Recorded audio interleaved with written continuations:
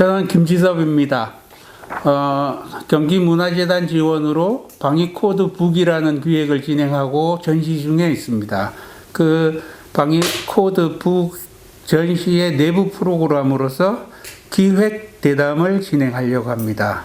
여기 계신 분은 스스로도 좋은 작가지만 16시 기획을 오랫동안 진행해온 김태진 작가님입니다. 오늘 김태진 작가님이 16시 기획에 대해서 소개를 하고 저와 대담을 진행하려고 합니다. 기획이라는 게 또 사실 올해 인천문화재단의 지원을 받아서 하게 됐는데, 원래는 한 2년 정도는 아무 지원도 없이 진행했었죠. 그러니까 뭐라고 해야 되나, 우리 마음대로 하다가 뭔가 돈을 준다니까 또 뭔가 긴장하는 면이 없지 않고. 그 16시 기획이 언제 시작되었죠? 2010년도에 개원예술대학교 서정국 교수님과 그리고 금공원의 김지석 기획자님, 그리고 전 당시에는 제가 갤러리 슈필라움이라는 곳의 큐레이터였고요. 그리고 또 예술 예장 누구였지?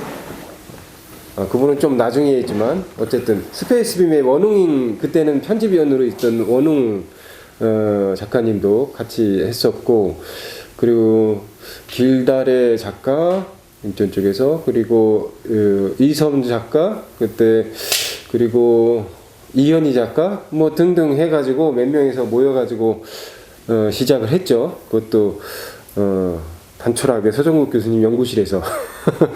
그 이후에 이제 열화와 같은 서정국 교수님 주변에 같이 시작하신 분들이 열화와 같은 성원에 힘입어 제가 기획을 추진을 하게 된 거죠. 근데 그때부터 이제 뭔가 좀 우리 처음 시작할 때도 뭔가 라이트하고 마음대로 할 수 있는 어떤 느낌이어가지고 좋았는데, 이제 뭔가 본격적으로 한다고 하니까 좀 경직이 됐던 것 같아요. 그리고 또 지원금을 또 경기문화재단에서 받다 보니까. 근데 나름 또 그럼 지원금이 있으니까 뭐 좀 제대로 해보자 뭐 이런 생각이 있었던 것 같습니다. 그래서 이제 그때 2011년도부터 이제 수도권 경기 인천, 경기도 인천, 그리고 서울 지역에 이제 미대를 졸업한 작가들, 졸업한 지 5년 이내에 되는 작가들, 신진 작가들을 이제 초대해가지고 각자의 작업을 발표하는 프로젝트를 지원을 받아서 하게 됐죠. 그러니까 처음에 지원금 없을 때 우리끼리 하자라고 했을 때도 일단 그때 분위기가 이제 작가들의 작업을 자신 스스로 이렇게 진중하게 발표하고 토론하는 그런 기획들이 그렇게 많지는 않았어요. 예.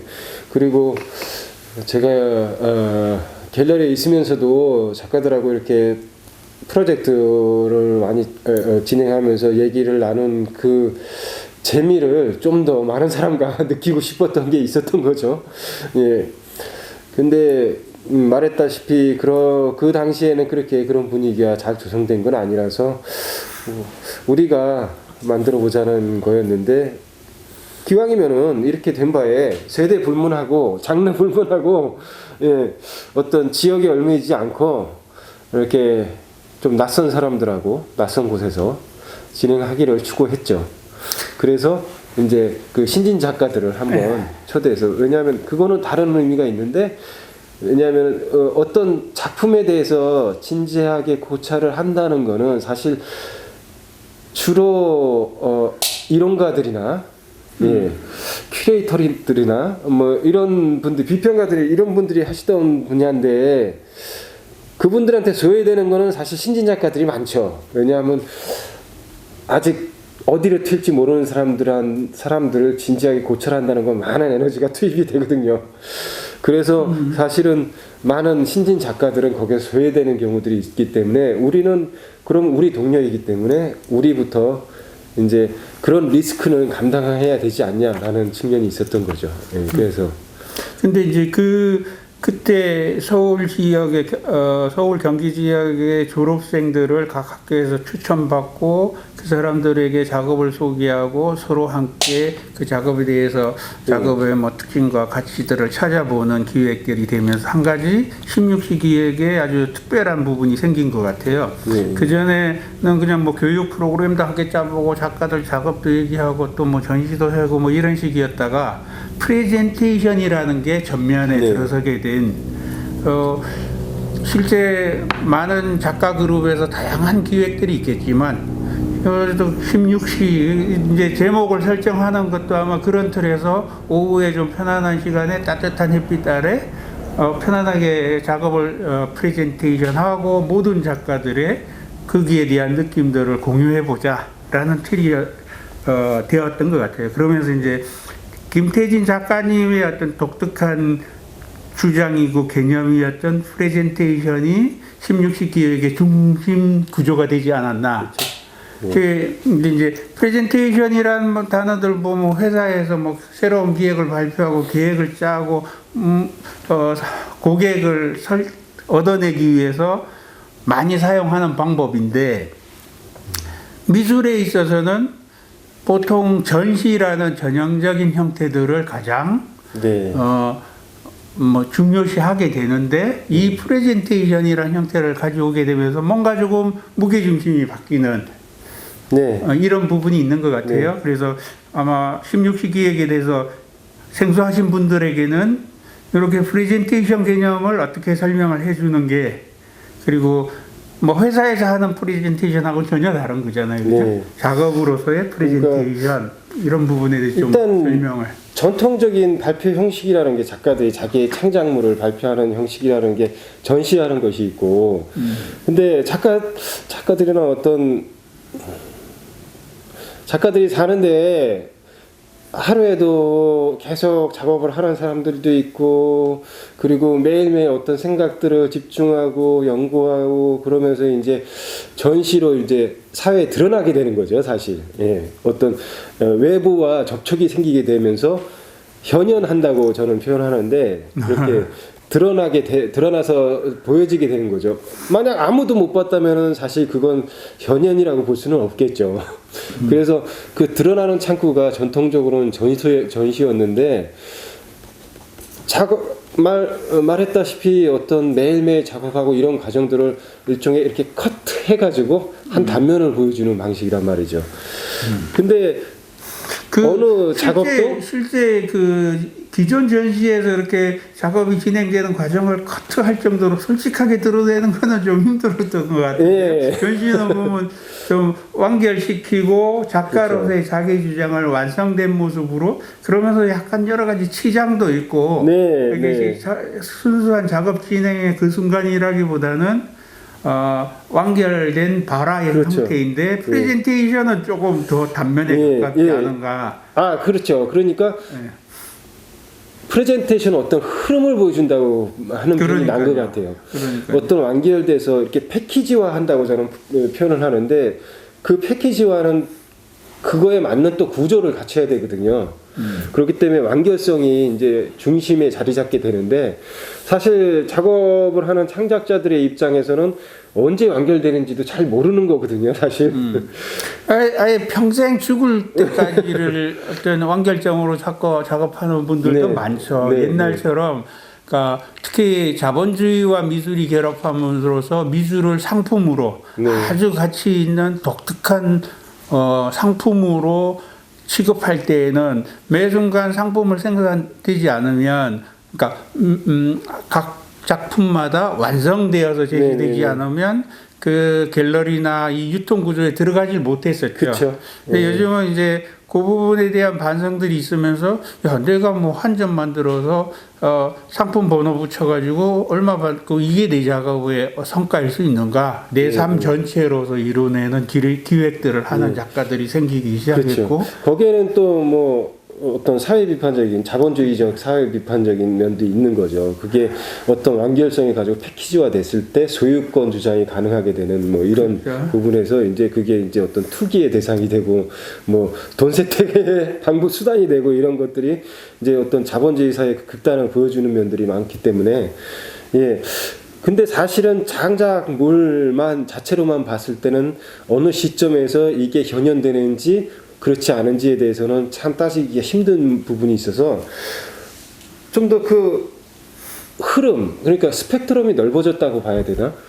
전과 후가 있고 그것들을 살펴봐야지. 어떤 작품에서도 그 사람이 인생을 담고 있다느니 아니면 그것이 이제 그 사람의 단 하나의 창작물도 아니고 그 사람을 대표한다라고 하기도 힘들고 그거는 우리가 정한 거고 사실 작가가 봤을 때는 또 다른 입장이 다를 수도 있는 거니까 그거는 앞뒤를 살필 수 있는 프레젠테이션이 더 낫지 않겠냐라는 측면이 있는 거죠.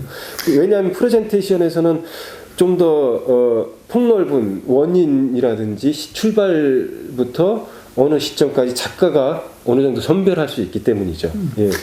그러니까 지나온 성취를 역사로서 간직하면서 이 역사의 흐름이 지향하고 있는 작가의 의도, 작가의 가치 그것들이 기획의 형태로 나타나게 그렇죠. 되는데 예. 프레젠테이션은 실제 지금 여기에 있는 프레젠트한 모르겠어요. 그 번역이 엄청 힘들지만 현장화라고 번역했어요. 예.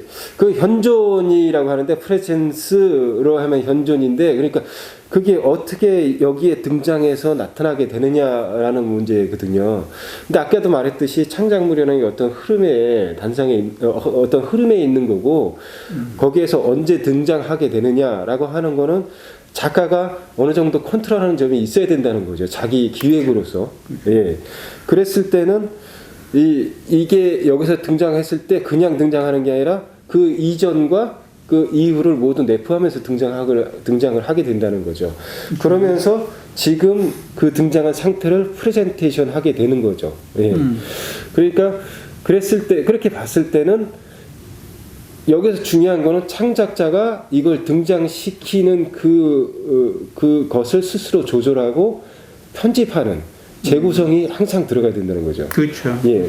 그 재구성이 들어가야 된다는 얘기는 단순히 지나간 과거를 나열해서 되는 게 아니라 재해석을 작가가 스스로 해야 된다는 거죠. 이제 그런 부분에 프레젠테이션의 어떤 본질적인 성격이 있을 텐데 여기서 이제 보통 일반적으로 이해되고 있는 프레젠테이션과 분명하게 구분하기 위해서 그 흔히 쓰는 PPT라고 그러잖아요. 파워포인트 프레젠테이션인가 뭐 이런 식의 단어로 얘기되는 그러니까 지금 보이는 이 형태의 프레젠테이션을 찾았던 건 아니죠. 그렇죠. 그러니까 지금 얘기했던 지나간 성과와 앞으로의 지향점 사이에 어떤 지금 여기에 있도록 만들어내는 그렇죠. 재구성이라는 의미이지 그렇죠. 요 화면으로 하겠다는 건 아니고 뭐 실제 프레젠테이션이라고 하면서 자전거를 타고 달려 들어온 작가도 있었고 뭐 여러 가지 이렇게, 구조물을 이런 식으로 카메라를 맞대면 하면서 하는 계속 이제 시점을 재생산하는 그런 걸 노렸던 사람도 있었고요. 그러니까 여러 가지 작가의 자기가 어떻게 지금 여기에 프레젠트하게 하고 싶어한 구조와 설치와 행위와 모든 것들이 함께 들어오는 프레젠테이션. 그렇죠. 이게 이제 일반 사람들이 프레젠테이션 하면 쉽게 그쪽만 생각할 수 있는 부분을 다르다라는 것을 그렇죠. 얘기할 수 있을 거기에서 것 같아요. 가장 큰 차이점이라고 한다는 건 지금 현현하는 지금이지만 또 여기라는 개념이 들어가야 되니까 그러니까 작품이라는 게 상황에 따라서 다 다르게 상호작용하는 점이 있거든요. 그리고 그 상황이라는 거는 드러날 때 어떤 물리적인 작용도 무시할 수는 없는 거기 때문에 그러니까 주변 환경이라든지 참석한 사람이라든지 아니면 그걸 내보이는 사람의 태도라든지 어떤 그 기획력도 그 사람의 내보이는 사람의 기획력도 작용을 하겠지만 받아들이는 그게 작용하는 환경도 같이 작용을 하고 있거든요. 그랬을 때는 공간이라는 거, 그걸 내보이는 장소라는 게 중요하게 된다는 거죠.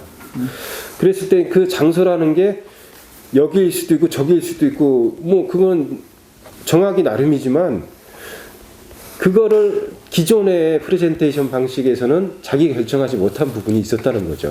지금 16시가 지내온 과정에서 공간이라는 게 프레젠테이션에서 중요한 요소가 된다는 건 그렇죠. 알겠어요. 근데 공간으로 넘어가기 전에 예. 프레젠테이션에서 이야기 될 수 있는 뭐 공간 그 언제부터 그러니까 오픈하우스에서 할 때 주로 네, 오픈하우스에서 네. 할 때는 네, 그 네. 공간에 다른 작가들이 와가지고들 하게 네, 됐는데 네, 네. 오픈하우스를 떠나면서 각 작가가 자기 프레젠테이션 공간에 찾게 되는 시도들을 한 것 같아요. 네. 이 부분 또 그거 자체로 현장 탐방인가요?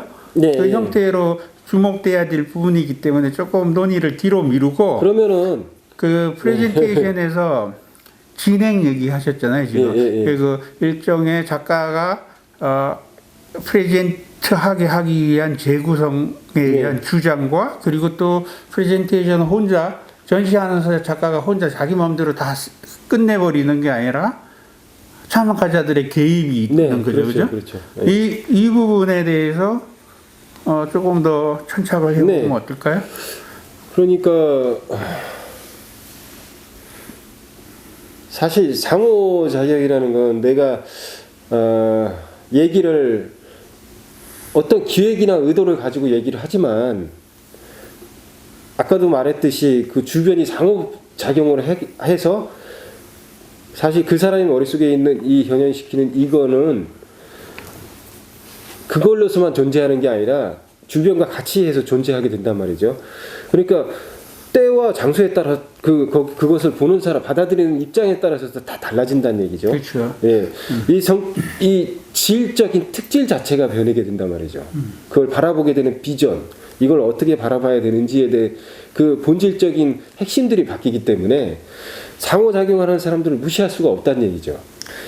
그 형태에서 이 프레젠테이션에 중점을 두게 될 때 아주 큰 차이가 생기게 된다고 생각하는데 어떤 부분이냐면 그 전에 전시에서 그림을 꺼내든 조각을 꺼내든 뭐 하나의 공연 행위를 하든 거의 작가와 공연자가 미리 완결된 계획으로 완결된 형태로 제시를 하게 되는 거죠. 그러면 이제 소위 그렇게 얘기하는 거잖아요.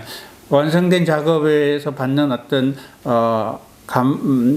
그 떠올림들을 관객이 스스로의 자기나 자기의 쾌불쾌의 감정과 연결시키면서 상상력의 놀이를 하게 되는 그러면 이제 쉽게 그 미학자들이 얘기하는 관조의 상태에 빠져드는 그래서 관람객이 그림 속으로 걸어 들어가게 되는 그렇죠. 이런 틀이 되는데 진행이 되고 주장과 개입이 일어나는 곳에서는 확연히 달라지죠. 그렇죠. 그게 그러니까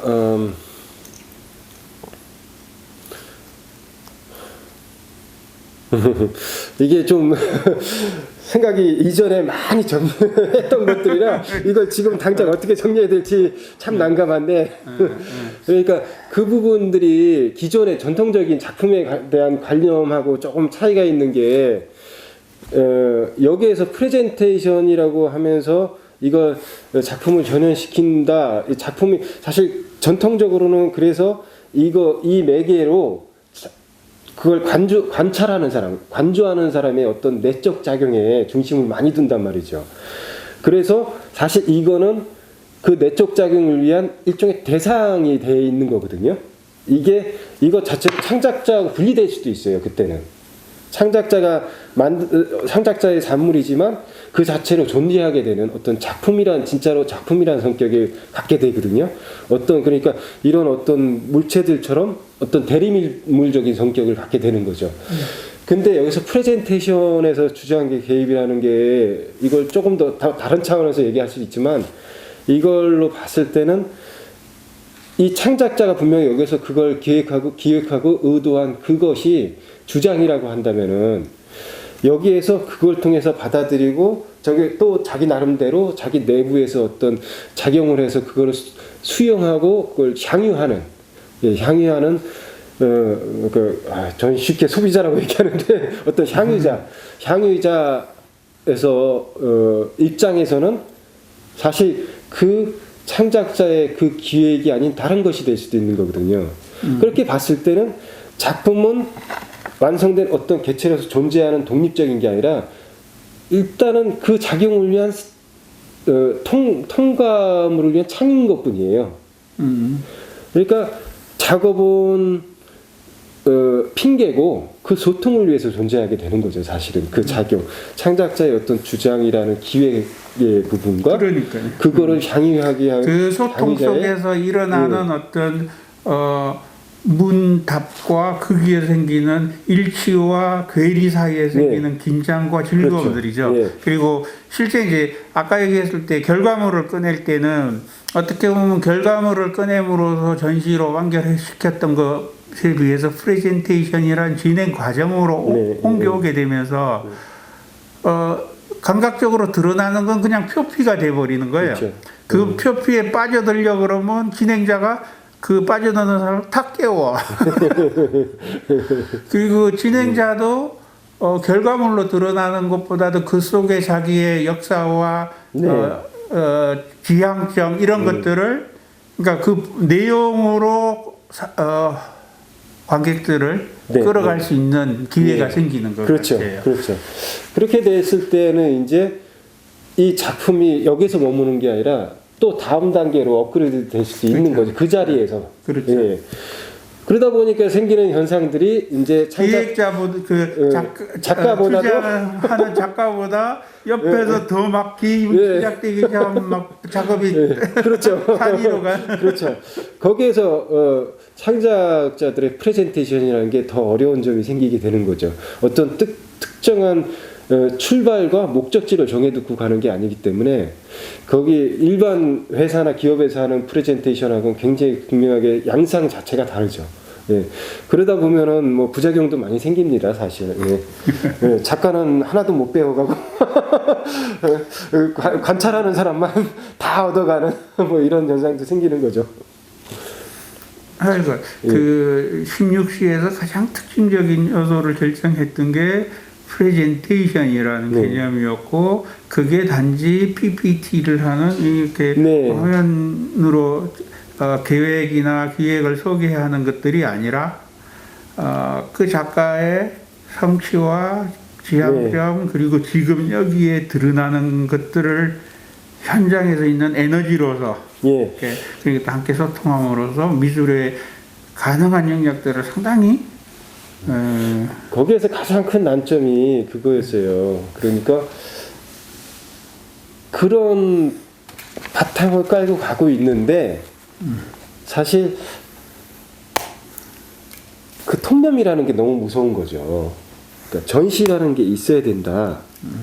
전시가 아니면은 사실 발표가 아니다. 뭐 그러니까 그 바꿔 말하면은 기존에 정해져 있는 어떤 기준들이 있어요. 전시, 프레젠테이션이 발제잖아요. 발제, 그러니까 발제를 어떤 기존에 갖고 있는 거는 3시간 발표의 어떤 임시적인 성격을 갖는단 말이죠. 그랬을 때 생기는 것들이 그 정해져 있는 그 안에서 하려고 하는 가능성을 찾으려고 하는 그런 양상, 그런 것들이 나온단 말이죠. 그거는 잘 이해할 수 있어요. 어디서나 주어진 틀 안에서 자기가 할 수 있는 만큼 해야 되는 걸 나쁘다고 할 수는 없죠. 저희도 주어질 수 있는 부분은 있었고, 그러니까 그 안에서 최선을 찾으려고 하는 것들이 있는데, 중요한 거는 틀에 맞추려고 하는 게 그런 후유증이 생긴다는 거죠. 그 장소에서 그럼 내가 이걸 보여줄 수 있는 게 뭐가 있을까? 사진을 보여주면 되지. 굉장히 손쉽게 판단하는 경우들이 있다는 거죠. 손쉽게도 있고 아까 왜 진행이 되면서 추정과 개입이 되고 개입들이 무성해지면 갑자기 막 산으로 갈 수도 있고 이런 부분에 대한 그 프레젠테이션 하는 사람의 자기 전략이 일 수 있을 것 같아요. 왜냐하면 완성됐던 작업에 사진으로 보여줄 수도 있지만 당장 그 어떤 작은 것들을 들고 올 수도 있잖아요. 그런 것들은 기존의 완성품으로 제시하던 작업처럼 자기 결단이 있어요. 즉 개입을 한다 그래도 일단 완결된 다음에 네. 개입이기 때문에 네, 네. 작가로서의 자기 주장을 좀 안전하게 할 수 있는 그렇죠, 부분이죠, 그렇죠. 그죠? 그게 굉장히 저도 젊었을 때부터 그 부분에 대해서 굉장히 심각하게 자극을 많이 받았었거든요. 그러니까 작품이 다 얘기하잖아. 근데 뭘 또 얘기하란 말이야. 그렇죠. 뭐 이런 어떤 우리나라 제일 많이 질문 받았던 부분일 예, 것 같아요. 예, 예. 김태진 작가가 프레젠테이션을 주장하고 새로운 작가들에게 예. 설득하려고 그럴 때 많은 사람이 내가 완결시킨 작업들 그렇죠. 사진을 꺼내놓고 야, 내 작업으로 보여주는데 왜 말을 하라 그래? 뭐 이런 식의 요소들 많았던 것 같아요. 네네. 근데 사실 아까도 얘기했듯이 프레젠테이션은 사실 이 작품이라는 게 소통을 위한 어떤 매개체고, 예. 그렇게 봤을 때는 거기서 끝나서는 안 되는 거거든요. 작품도 사실 이거 하나로 완결됐어. 그럼 창작자는 이제 끝. 이게 아니라 그러니까 관객도 그러면 이걸 완성품으로 봐야 되냐라는 문제도 생긴단 말이에요. 작가가 난 이거 완성했어. 그래서 근데 관객들한테 계속 재생산이 되고 있거든요, 사실. 그렇죠. 예. 재생산이 되고 있다고 하는 거는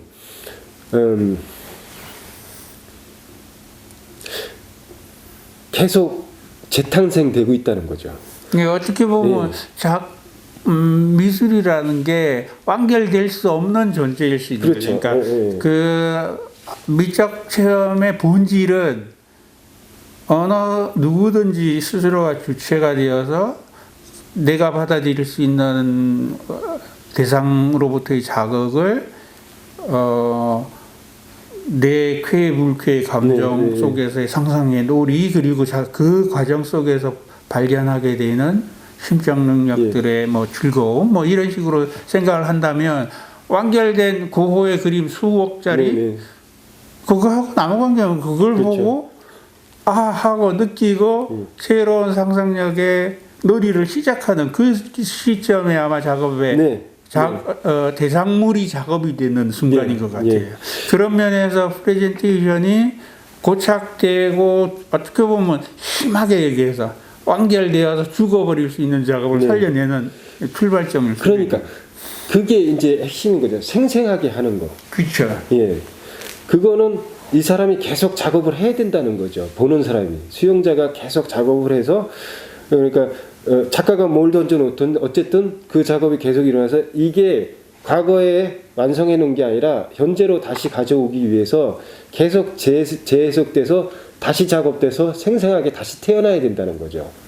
그랬을 때 그걸 받아 마땅한 게 작업이고, 예, 제가 인상 깊게 들었던 그 사랑의 기술의 해리 프롬의 사랑의 기술에 아주 칼 막스가 했다는 그 인용을 했거든요. 해리 프롬이 그게 이렇게 사랑을 받아야 마땅하다. 그렇지 않다면 무기력한 사랑이다. 뭐 이런 그게 작업한테서 그대로 적용이 되는 것 같아요. 작업은 사랑을 받아야 마땅하고 그렇게 됐을 때 다시 태어나서 생생하게 된다는 거죠. 그게 프레젠트하게 된다. 현재에 존재하게 된다라고 생각돼요. 그렇기 때문에 그러니까 이제 에릭 프롬 얘기하니까 프레젠트라는 개념이 해부의 개념이 아니고 자인의 개념이라는 거죠. 그렇죠, 그렇죠. 예. 가져서 소유돼 버리는 순간 종식돼 버리는데 그렇죠. 지금 여기에 드러나면서 생생하게 되는 네. 생생하게 된다는 얘기 그런 부분들이. 그랬을 때는 이제 그 프레젠테이션 하는 그 장소가 작업의 장소가 될 수도 있는 거죠. 그렇죠. 예. 그거는 되지 않은 거를 만들기 위해서 계획하는 자리도 아니고 사실 그리고 다 된 것을 이렇게 보여줘서 자랑하는 자리도 아니고 다 같이 사실은 어떻게 보면은 같이 작업을 하는 시간인 거죠. 다시 읽기 위해서. 그래서 아까 잠깐 얘기하다 말았지만 그러니까 지금 여기서 다시 현현하게 되는 그것이 주위와 상호작용을 하기 때문에 그래서 다 재설정이 돼야 되는 거기 때문에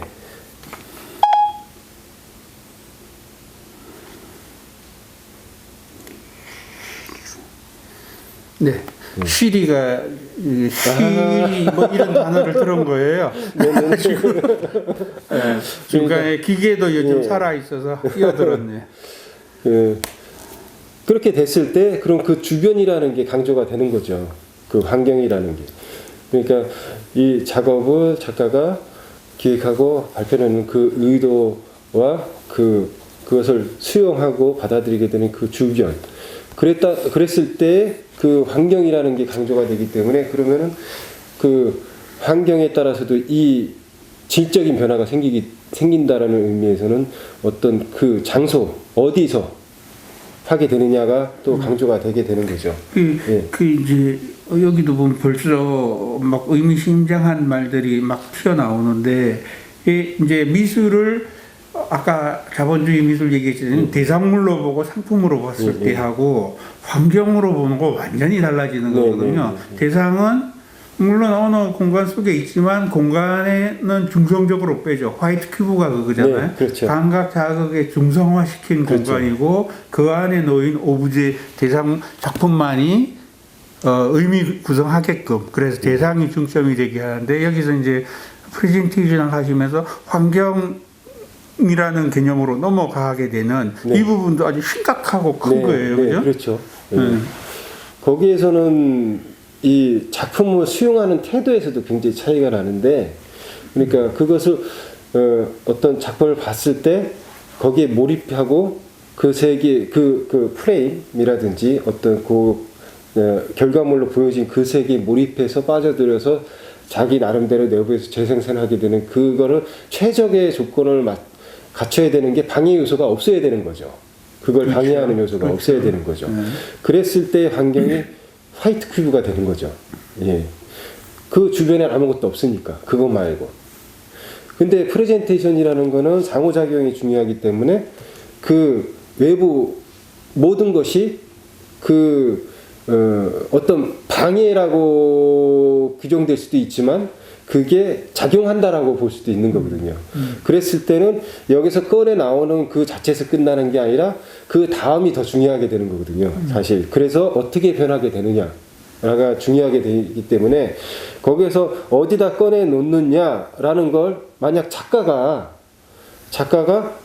이걸 여기다 꺼내 놓고 방해 요소는 다 제어버리고 요것만 봐라고 했을 때는 뭐 뒤에는 생각할 필요 없을 거예요. 그 안에 빠져들면 되니까. 근데 만약에 거꾸로 그럼 내가 그 꺼내놓을 장소, 상호작용을 일으킬 장소를 내가 선택하겠어 라고 했을 때는 그 이유까지 작가는 고려를 해야 되는 거죠. 사실. 그랬을 때는 전후가 모두 작가의 창작 프로세스 안에 들어가게 되는 거죠. 예. 그래서 단순히 장소를 바꾸자라는 게 아니라 작가가 모든 요소를 그 상호작용이 일어난 그 이후까지를 내 과정으로 포함시키겠어라는 건 아주 전통적인 관념하고는 굉장히 분리가 되는 거죠. 차별화가 되는 거죠. 현대에 와서. 어쨌든 작품은 거기서 끝나는 것이 아니라 그걸 통해서 다시 창작이 일어나지는 게 요즘 컨템포러리적인 어떤 관념이기 때문에 누군가 멋진 걸 만들어 놓는다고 해도 아무도 감지도 못하고 지나가버리면 아무 의미가 없는 그렇죠. 거잖아요. 예, 소위 예. 이제 그런 의미에서 수용미학이라는 데까지 온 지가 벌써 이미 그렇죠. 오래 전에 예, 지났잖아요. 예, 예. 그래서 아까도 얘기했던 그 오픈 스쿨 잘 갖춰진 곳이죠, 사실. 그렇죠. 작가들이 거기에서 이제 작품 발표하고 토론하기 분위기 잘 조성돼 있고 그 자체가 작품이었고. 그래서 주어진 공간이었던 거죠, 사실은. 그렇죠. 예, 예. 뭐 그것도 여러 그 담당자들과의 협의를 거쳐서 구해진 거지만 어쨌든. 그리고 이제 안양 공공미술 프로젝트에서 그 공간을 네. 그렇게 쓰려고 넓은 스크린 화면에 뭐 프레젠테이션 가능한 그렇죠. 스크린에 뭐 잘 갖춰져 있던 공간이죠. 예. 근데 거기서도 문제는 그 부분이 좀 문제였거든요. 그렇죠. 작품이라고 남겨놨는데 전혀 누가 그걸 쓸 생각을 안 하는 거예요. 방치된 거죠, 사실. 그렇게 돼서는 작품이 재구성이 될 수가 없죠. 그거를 거기 안에 들어가서 활동하고 그걸 쓰고 그러면서 기능의 변화를 겪고 그러면서 그 작품이라는 그러니까 그 안에서 사람이 들어갈 수 있는 작품이라는 것에 의의가 생성이 되는 거거든요. 그걸 밖에서 지켜보면서 오픈스쿨 최고의 작품이야 이럴 수는 없거든요. 그 작품 자체가 건축물이기 때문에 그 안에 누가 있어야 기능을 하는 게 건축물이니까 거기에서 누군가가 그것을 사용해 줘야지 건축물이기 때문에 그 지금 이제 현장성이나 진행성 같은 게 지금 16시 기획에서 찾아오는 것도 있지만 이미 공공미술에서 공공 네. 개념 정립하면서도 많이 그렇게 다가왔죠, 그죠? 예, 네. 예. 그것들이 이제 우리나라 행정적인 그 문화 행정적인 그 폐단들이나 이 세태, 그 부정적인 세태들을 한 단면을 보여주고 있는 거나 마찬가지거든요. 우린 버려놓고 돈 투자해서 이만큼 시민들 돈으로 이만큼 크게 대단한 걸 만들어 놨어. 그 다음부터는 그냥 보존인 거예요. 보존해가지고 현대적인 차원에서는 그거는 전통적으로 유물 같은 취급이잖아요, 사실. 그랬을 때 그렇게 해서는 그게 그 뭐라 그러지 프레젠트 다시 프레젠트 하게 되는 역할을 수행할 수 없으니까 그게 작품으로 봤을 때도 그건 안 좋은 것 같더라고요. 그래서 우리가 사용하겠다. 그 안에서 작품이기 때문에 그럼 우리가 그 안에서 작품을 하겠다라고 해서 어떤 개입이 일어나는데 거기서 중요한 건 제가 크게 간과했던 것 중에 하나가 작가들이 선택한 게 아니고 주어졌다는 게 문제였던 거죠. 예. 그래서 작가들한테는 네, 뭔가 그분하고 연결되는 점에서 그 공간 문제들에 대한 어떤 태도들을 조금 정리해 볼 필요가 있는데, 네, 네, 네.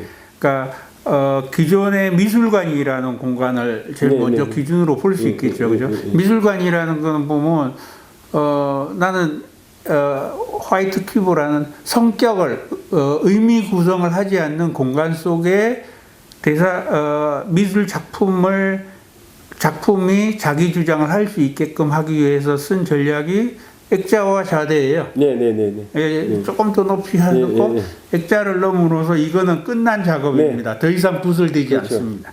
이런 식의 틀이고 공간에 대한 특성은 대상에 몰입할 수 있도록 환경적 요소를 배제하는. 그렇죠.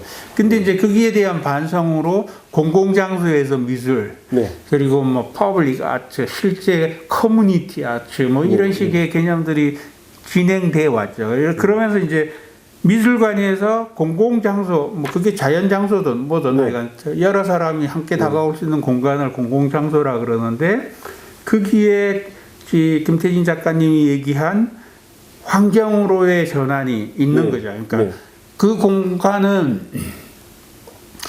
아무리 주어져 있어도 그냥 생성된 것이 아니라 그 공간을 장악했던 동물이든 자연, 식물이든 인간이든 문화든 그것들의 역사가 고스란히 남아있는 그렇죠. 거죠. 폐허처럼 그 밑에 지층에 켜켜이 쌓여있고 그것들이 그러니까 프레젠테이션 할 때 지금 여기에 있음에 함께하기 때문에 내가 이 대상만을 꺼내놓는다고 제가 없어지질 않아요. 그렇죠. 그래서 미술관처럼 작품 제목 붙여주고 화이트 큐브로 싹 없애주는 기능을 해주는 게 없기 때문에 그 공간은 지금 여기에 동참을 하게 되고 환경을 주는 거죠. 그래서 작가들이 특별한 주장을 하려고 할 때 이 환경의 맥락을 무시할 수가 없어지는 거죠. 그렇죠. 그게 이제 큰 장점이기도 해요. 어느 역사적인 사건이 있던 곳에 가서 하게 되면 그 역사를 그대로 자기 작업 맥락으로 끌어오니까. 그런 부분들이 좀 예들도 많을 것 같은데 좀 더 그러니까 오픈스쿨을 벗어나서 작가가 직접 자기가 선택한다라는 개념의 자기 작업과의 관련성을 확보하는 거잖아요. 그렇죠. 그런 부분들에 관련해서 좀 더 얘기를 해주세요. 그게 사실은 그러니까 단순한 역발상이었죠. 사실은 그러니까 작가들하고 한 차례 파행을 겪었어요. 그래도 많은 작가들이 그 좋은 공간이고 그것도 작업이고 우리 작업으로 그거를 관리들이 관리하는 것이 아니라 작가가 작업으로 그 작업도 살려주게 되고 나도 함께 작업하는 그런 걸 유지하자는 사람들도 꽤 있었죠. 근데 중요한 거는 거기서 어떤 흥미를 잃었던 것 같아요. 그러니까 작가들이 한 곳에 머무는 체질이 아니기 때문에 네, 오기가 힘들어서 귀찮아요 했던 거죠, 그죠? 예, 뭐 표면적으로는 그런데 제가 봤을 때는 내가 하고 있는데도 뭔가 할 얘기가 많은데 자꾸 그쪽으로 오라니까 뭔가 이거 프로젝트를 안 하자니 그걸 뭐 그럼 거길 가지 말아야 되고 또 안 하자니 내 거를 여기 있는 내가 좋아하는 거를 보여줄 장이 없어지고 그러니까 뭔가 큰 딜레마가 있었던 것 같아요. 그래서 단순하게 그러면은 그 보여줄 수 있는 장을 당신들이 만드세요라는 역제안인 거죠, 사실. 예, 뭐 저는 그런 불만이 있었던 거죠. 이 장이라는 개념을 쓰나요? 필드? 예, 그러니까 그 어떤 사실 이것도 다 노는 거고 작가들이 놀이 같은 거고 그러니까 어떻게 보면 플레이스 같은 거겠죠. 그랬을 때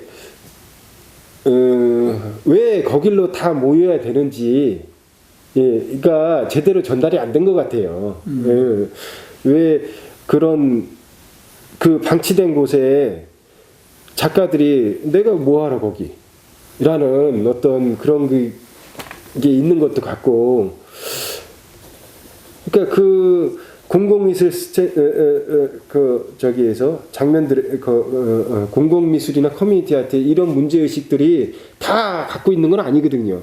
다 자신들의 관심사는 아니거든요. 그런 사람들만 왔어야 됐을 텐데 제가 오히려 그런 거를 기피했던 가장 큰 이유는 사실 공공미술, 커뮤니티 아트, 다문화 그리고 소수자 그리고 뭐 여성, 젠더 이런 그리고 뭐 어떤 문화유산 이런 것들이 그것에 해당하는 사람들이 추진력을 굉장히 많이 갖고 잘 갈 수 있는데 저는 그게 진정한 추진력인지 모르겠어요. 왜냐하면 그것들은 어느 한때 이슈가 되거든요. 만약 이슈가 사라지면 그 추진력은 사라지겠죠. 그랬을 때 저는 좀 그거를 흐리고 싶었어요. 그러니까 어떤 이슈를 만들고 싶진 않았어요. 예. 그래서 다 다른 분야들이 오게 되고 다른 세대들이 모이게 된 건데 그랬을 땐 관심사가 다 다르니까 이 공공미술이나 어떤 커뮤니티 이 맥락에서 오는 그것들에 전혀 관심을 두지 않는 사람들도 있다는 거죠. 예. 그러면은 그거에 대한 어떤 기본적인 그런 공감대가 없는 상태에서는 흥미가 없어질 수도 있는 거죠. 예. 그래서 바꿔 생각한 게 그럼 당신의 관심이 있고 흥미 있는 것을 보여주세요 라는 게 그렇게 제안하게 된 거죠. 그래서 모두가 또 그거를 민주주의적인 방식으로 투표를 해서 결정을 했어요.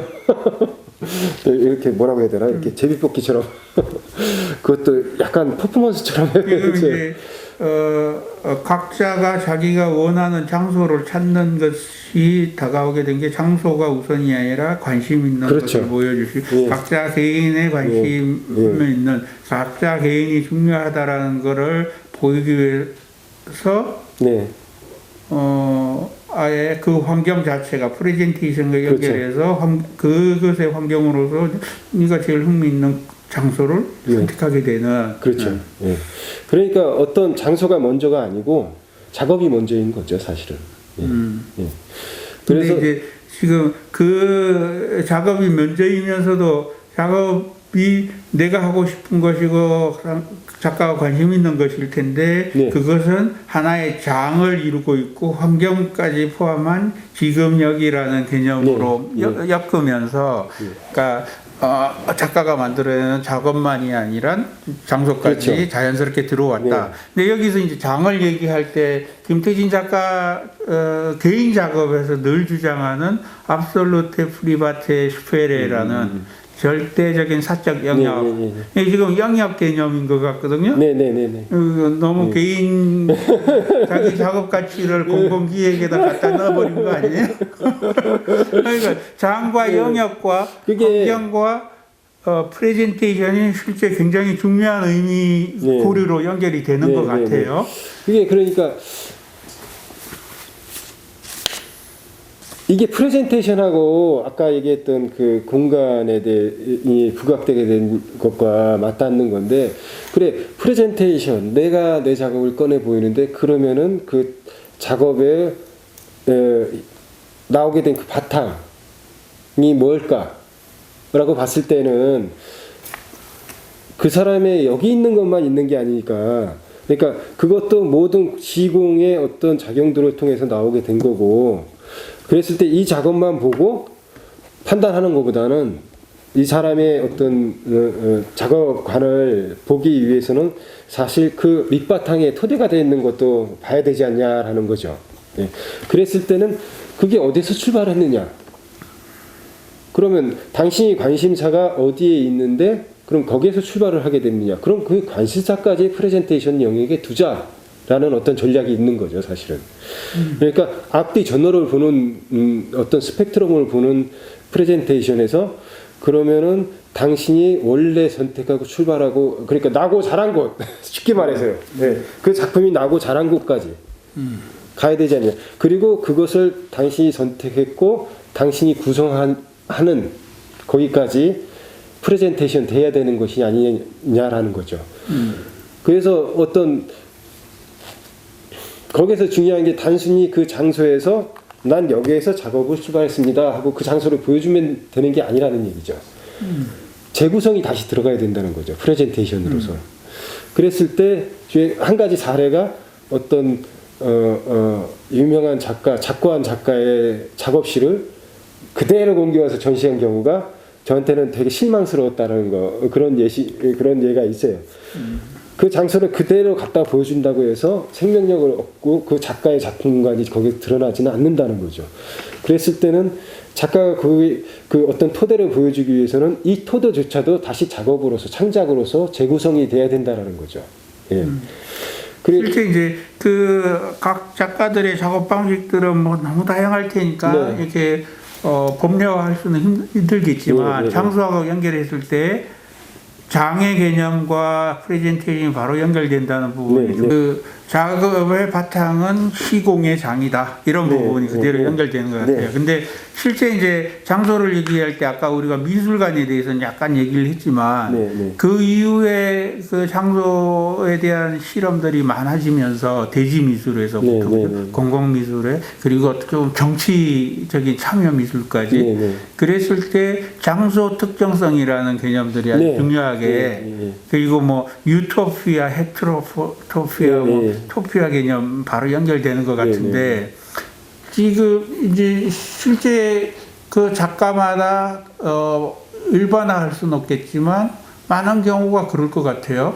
그러니까 작업이 자리 잡았을 때 좋은 효과를 내는 장소도 찾을 수 있겠지만 오히려 전혀 비장소 같은 곳을 찾아가지고 그 작업이 드러나게 하는 뭐 이런 예들 좀 얘기해 줄 수 있을까요? 장소성하고 관련해서 장소 특성들을 그러면 한번 사례를 볼까요?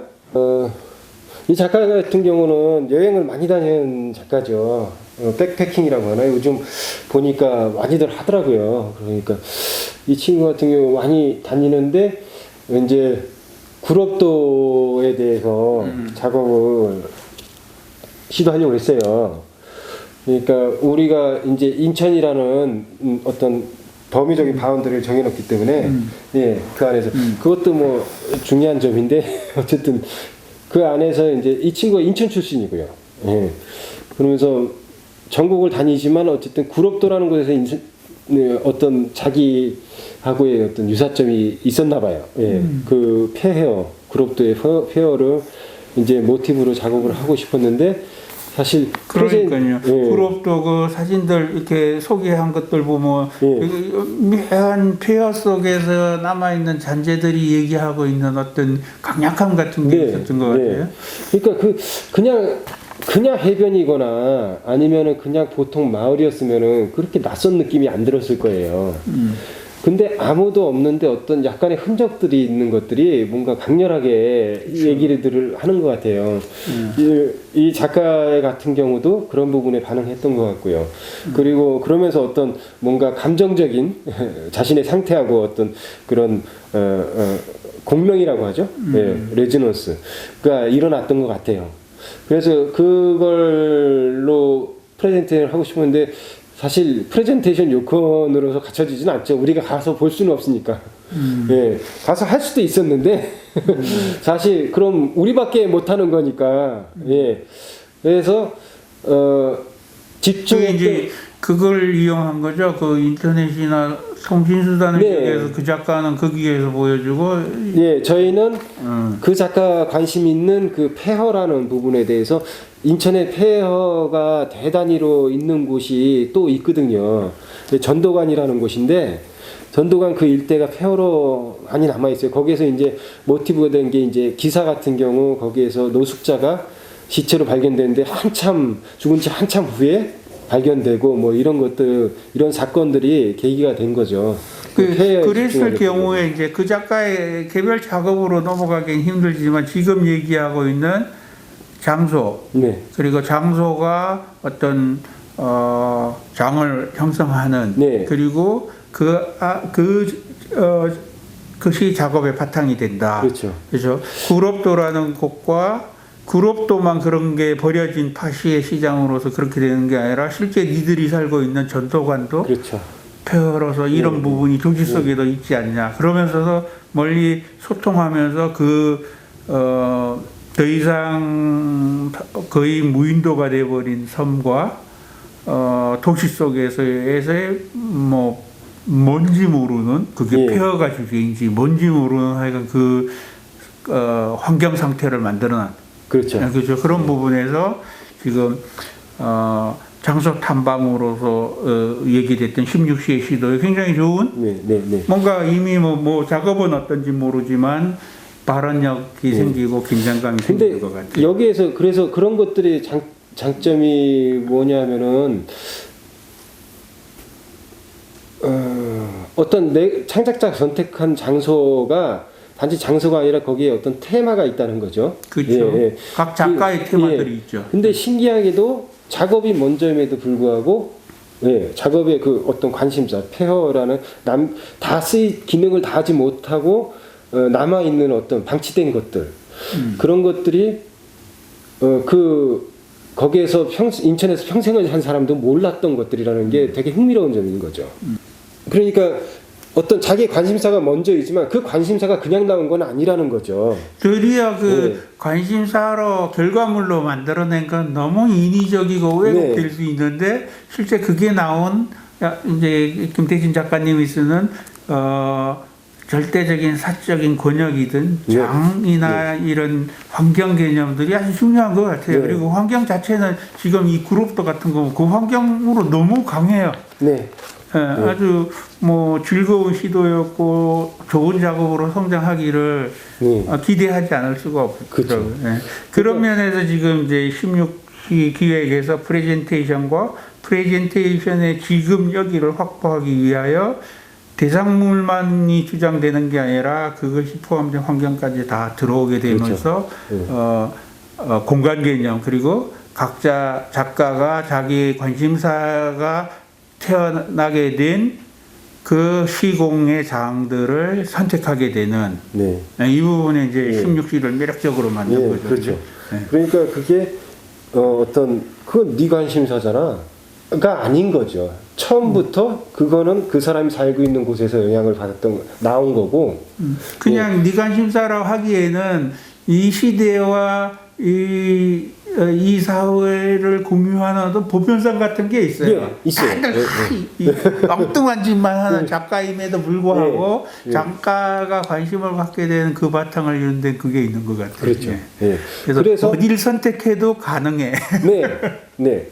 그래서 가져오는 긍정적인 효과라는 거 한다면은 사람들이 거기에 대해서 다시 집중하게 된다는 거죠. 자신들이 간과했던 것에 대해서. 그래서 그게 어떤 작업의 관심사가 먼저라고 하지만 당연히 거기에 그것을 알고 있고 공유하고 있는 사람들한테도 당연히 관심사가 되겠지만 그걸 모르는 사람한테서도 당연히 공감되어 관심을 불러일으킨다는 거죠. 실제는 이제 작가가 그 자기 관심을 촉발시켰던 어떤 관심이 있겠지만 이것들이 타인에게 갔을 때 전혀 다른 그렇죠. 관심일 수 있고 그래서 새로운 아까 생성 얘기했잖아요. 저쪽에서도 전혀 다른 생성의 기회를 제공하는 것도 할 수 있겠죠. 네. 그러니까 결코 그 작가만의 문제가 아니라는 거죠. 어쨌든 여기 같은 경우도 그러니까 페어에서 파시라는 거, 그러니까 잊혀지는 것, 제 관심이 또 다시 작업을 재구성하면서 이제 구성하면서 구축하면서 자기 나름대로의 규칙을 만들어 나가면서 다른 샘플을 채취하게 된 게 파시인 거죠. 지금 이제 그분 작가가 있으면 그 작업에 계속 들어갈 수가 있을 것 같은데 조금 이제 개별 작업은 조금 멈추면서 이 공간이 그러니까 대상이 환경으로 변했을 때 일어나게 되는 작업 방식의 변화도 주목하지 않을 수가 그렇죠. 밖에 없어요. 그러니까 미술관에 있을 때는 그림이든지 완결된 감각 자극을 갖다 놓으면 되는데 이게 환경이 됐을 때는 그러니까 행위든 뭐 거기에서 설치든 그리고 일반 환경에서의 어떤 변화 가능성 때문에 기존에 그렇게 섬세하고 파괴되기 쉬운 작업들은 굉장히 어려워지거든요, 그죠? 그런 면에서 작업 방식에 있어서 큰 변화가 있었을 것 같아요. 그렇죠.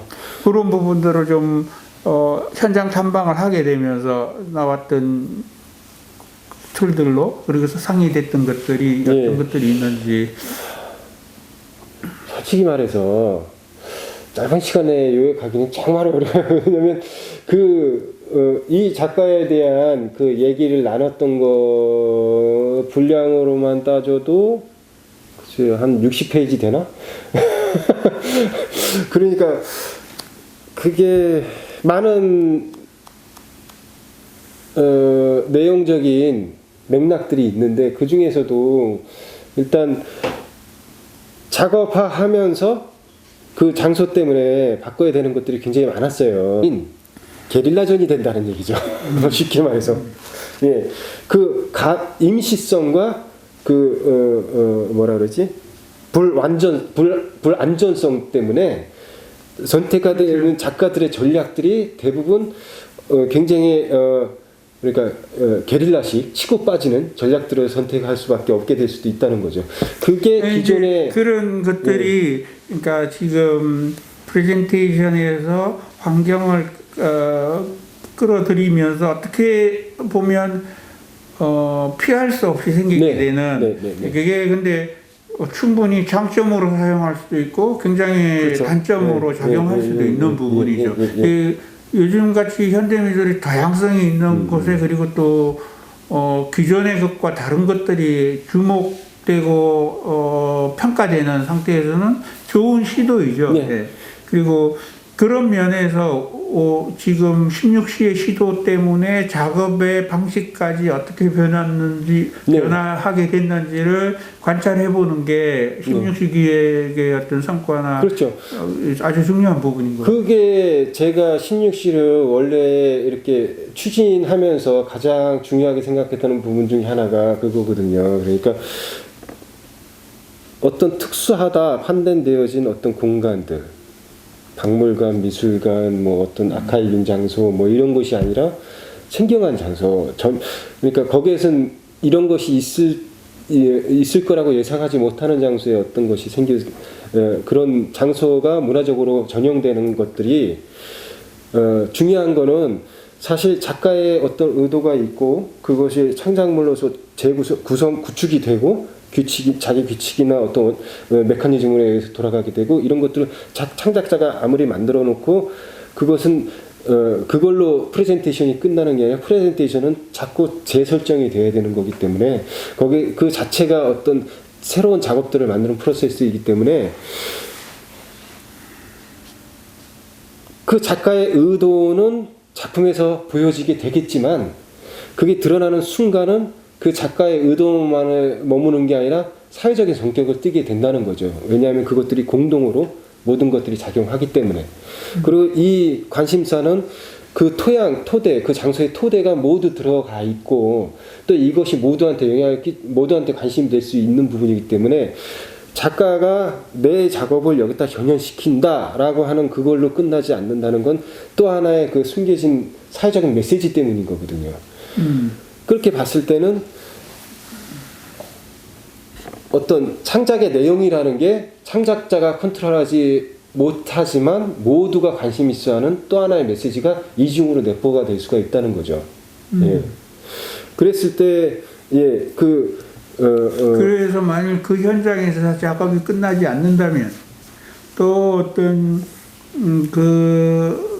나름의 작업의 다른 차원에서의 프레젠테이션이나 전시 가능성을 생각하시나요? 그럼요. 그거는 언제든지 열려 있죠. 어떤 가능성들이 있죠? 예를 들어서 도로금 기획으로 1년간 진행을 하니까 도로금 만들 텐데 네네. 도로하고는 또 다른 차원의 뭔가 가능성들도 충분히 있을 것 같아요. 그 부분은 잠깐 실제 이제 그 현장에서의 각 작가별로 아마 몇 번씩 모였는지 저 구조적으로 잘 모르겠는데 맨 처음에 작가 소개하고 그다음에 작가가 장소 선택해서 장소 소개하고 그다음에 장소 현장에서 프레젠테이션으로 구성되나요? 아니, 구성은 그렇죠. 일단 선택을 해야 되잖아요. 자기 장소를 자기가 발표할 장소는 일단 선택을 해야 되기 때문에 그 선택을 하는데 거기에 대한 연구가 있어야죠, 사실은. 예, 작가, 창작자도 있어야 되지만, 그게 혼자 하는 게 아니기 때문에, 어떤 그 과정 자체를 공유하게 되거든요. 그러면서 더 아이디어도 풍부해지고, 그 사람의 작업관에 대해서 더 깊이 있게 작업할 수 있는 거거든요. 그러니까, 과정형이 될 수밖에 없었어요, 이 프로젝트는. 그렇기 때문에, 출발부터 끝까지 함께 작업하는 방식이 될 수밖에 없거든요. 그러니까 현장 프레젠테이션에서 작가가 자신이 컨트롤하고 만들어 놓은 그것을 최종적으로 드러나게 되겠지만 그걸 준비하는 과정까지 함께 하는 프로젝트거든요. 그거를 이제 어떤 작가는 이 16시 기획 올해 진행하는 기획의 구성이 지금 전혀 모르는 사람들을 위해서 간단하게 정리를. 네, 그러면은 잠깐 요걸 보면서 어쨌든 이런 구성인데 일단은 그러니까 모여서 오리엔테이션 기획을 그렇죠. 설명하고 그다음에 이제 사전 탐방이라는 게 리서치와 이제 장소 리서치를 함께 다 둘러보고 그다음에 모듈 테스트를 했죠. 모듈 테스트라는 말이 좀 생소하실 텐데 그렇죠. 모듈 테스트를 하고 나서 이제 실제 현장 프레젠테이션으로 마감이 되고 그렇죠. 자료집 내고 인쇄하는데 그렇죠. 이제 모듈 테스트를 설명을 해요. 모듈 테스트는 제가 만든 말이고요. 이 세상에 없습니다. 근데 어쨌든 모듈이라는 거는 이제 예를 들어서 컴퓨터 같은 경우 CPU 있고 램이 있고 그리고 하드 있고 이런 그것이 그 어떤 한 장치가 작동하기 위한 최소한의 필수적인 장치들 이런 거를 모듈이라고 하죠. 모듈화했다고 하고 모듈이라고 하는데 이 모듈의 테스트를 번역했던 것 같은데요. 구성요소 시험이었나요? 예, 구성요소 측정. 구성요소 측정. 구성요소 시험. 예. 과 실현 가능성.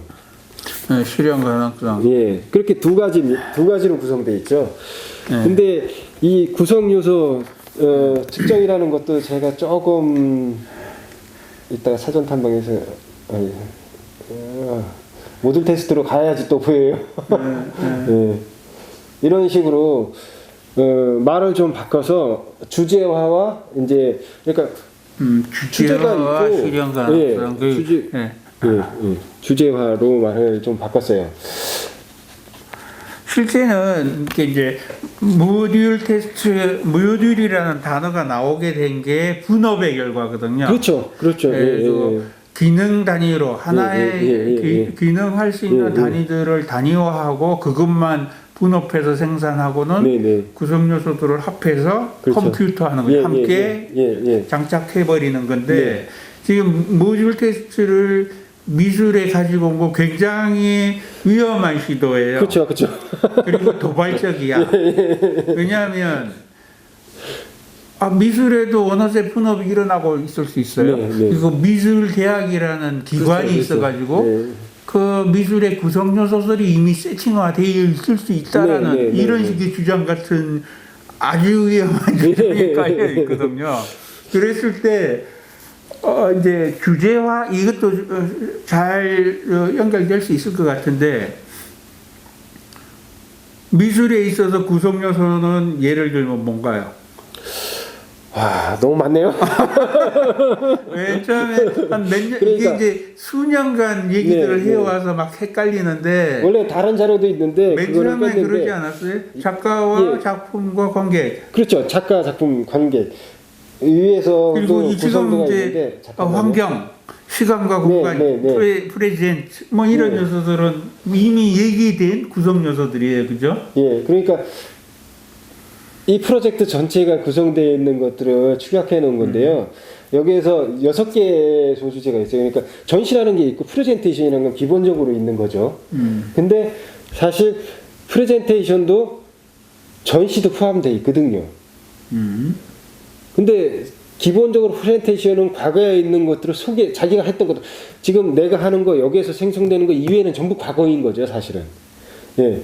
그랬을 때 그것을 그냥 제시하느냐 아니면은 그게 전시의 형식이 될 수도 있는 거니까. 그렇죠. 예. 아니면은 그것을 다시 재구성해서 새롭게 구축을 해내느냐는 사실 구분될 필요가 있었던 것 같아요. 예. 왜냐하면 모두가 해프닝을 하는 건 아니니까.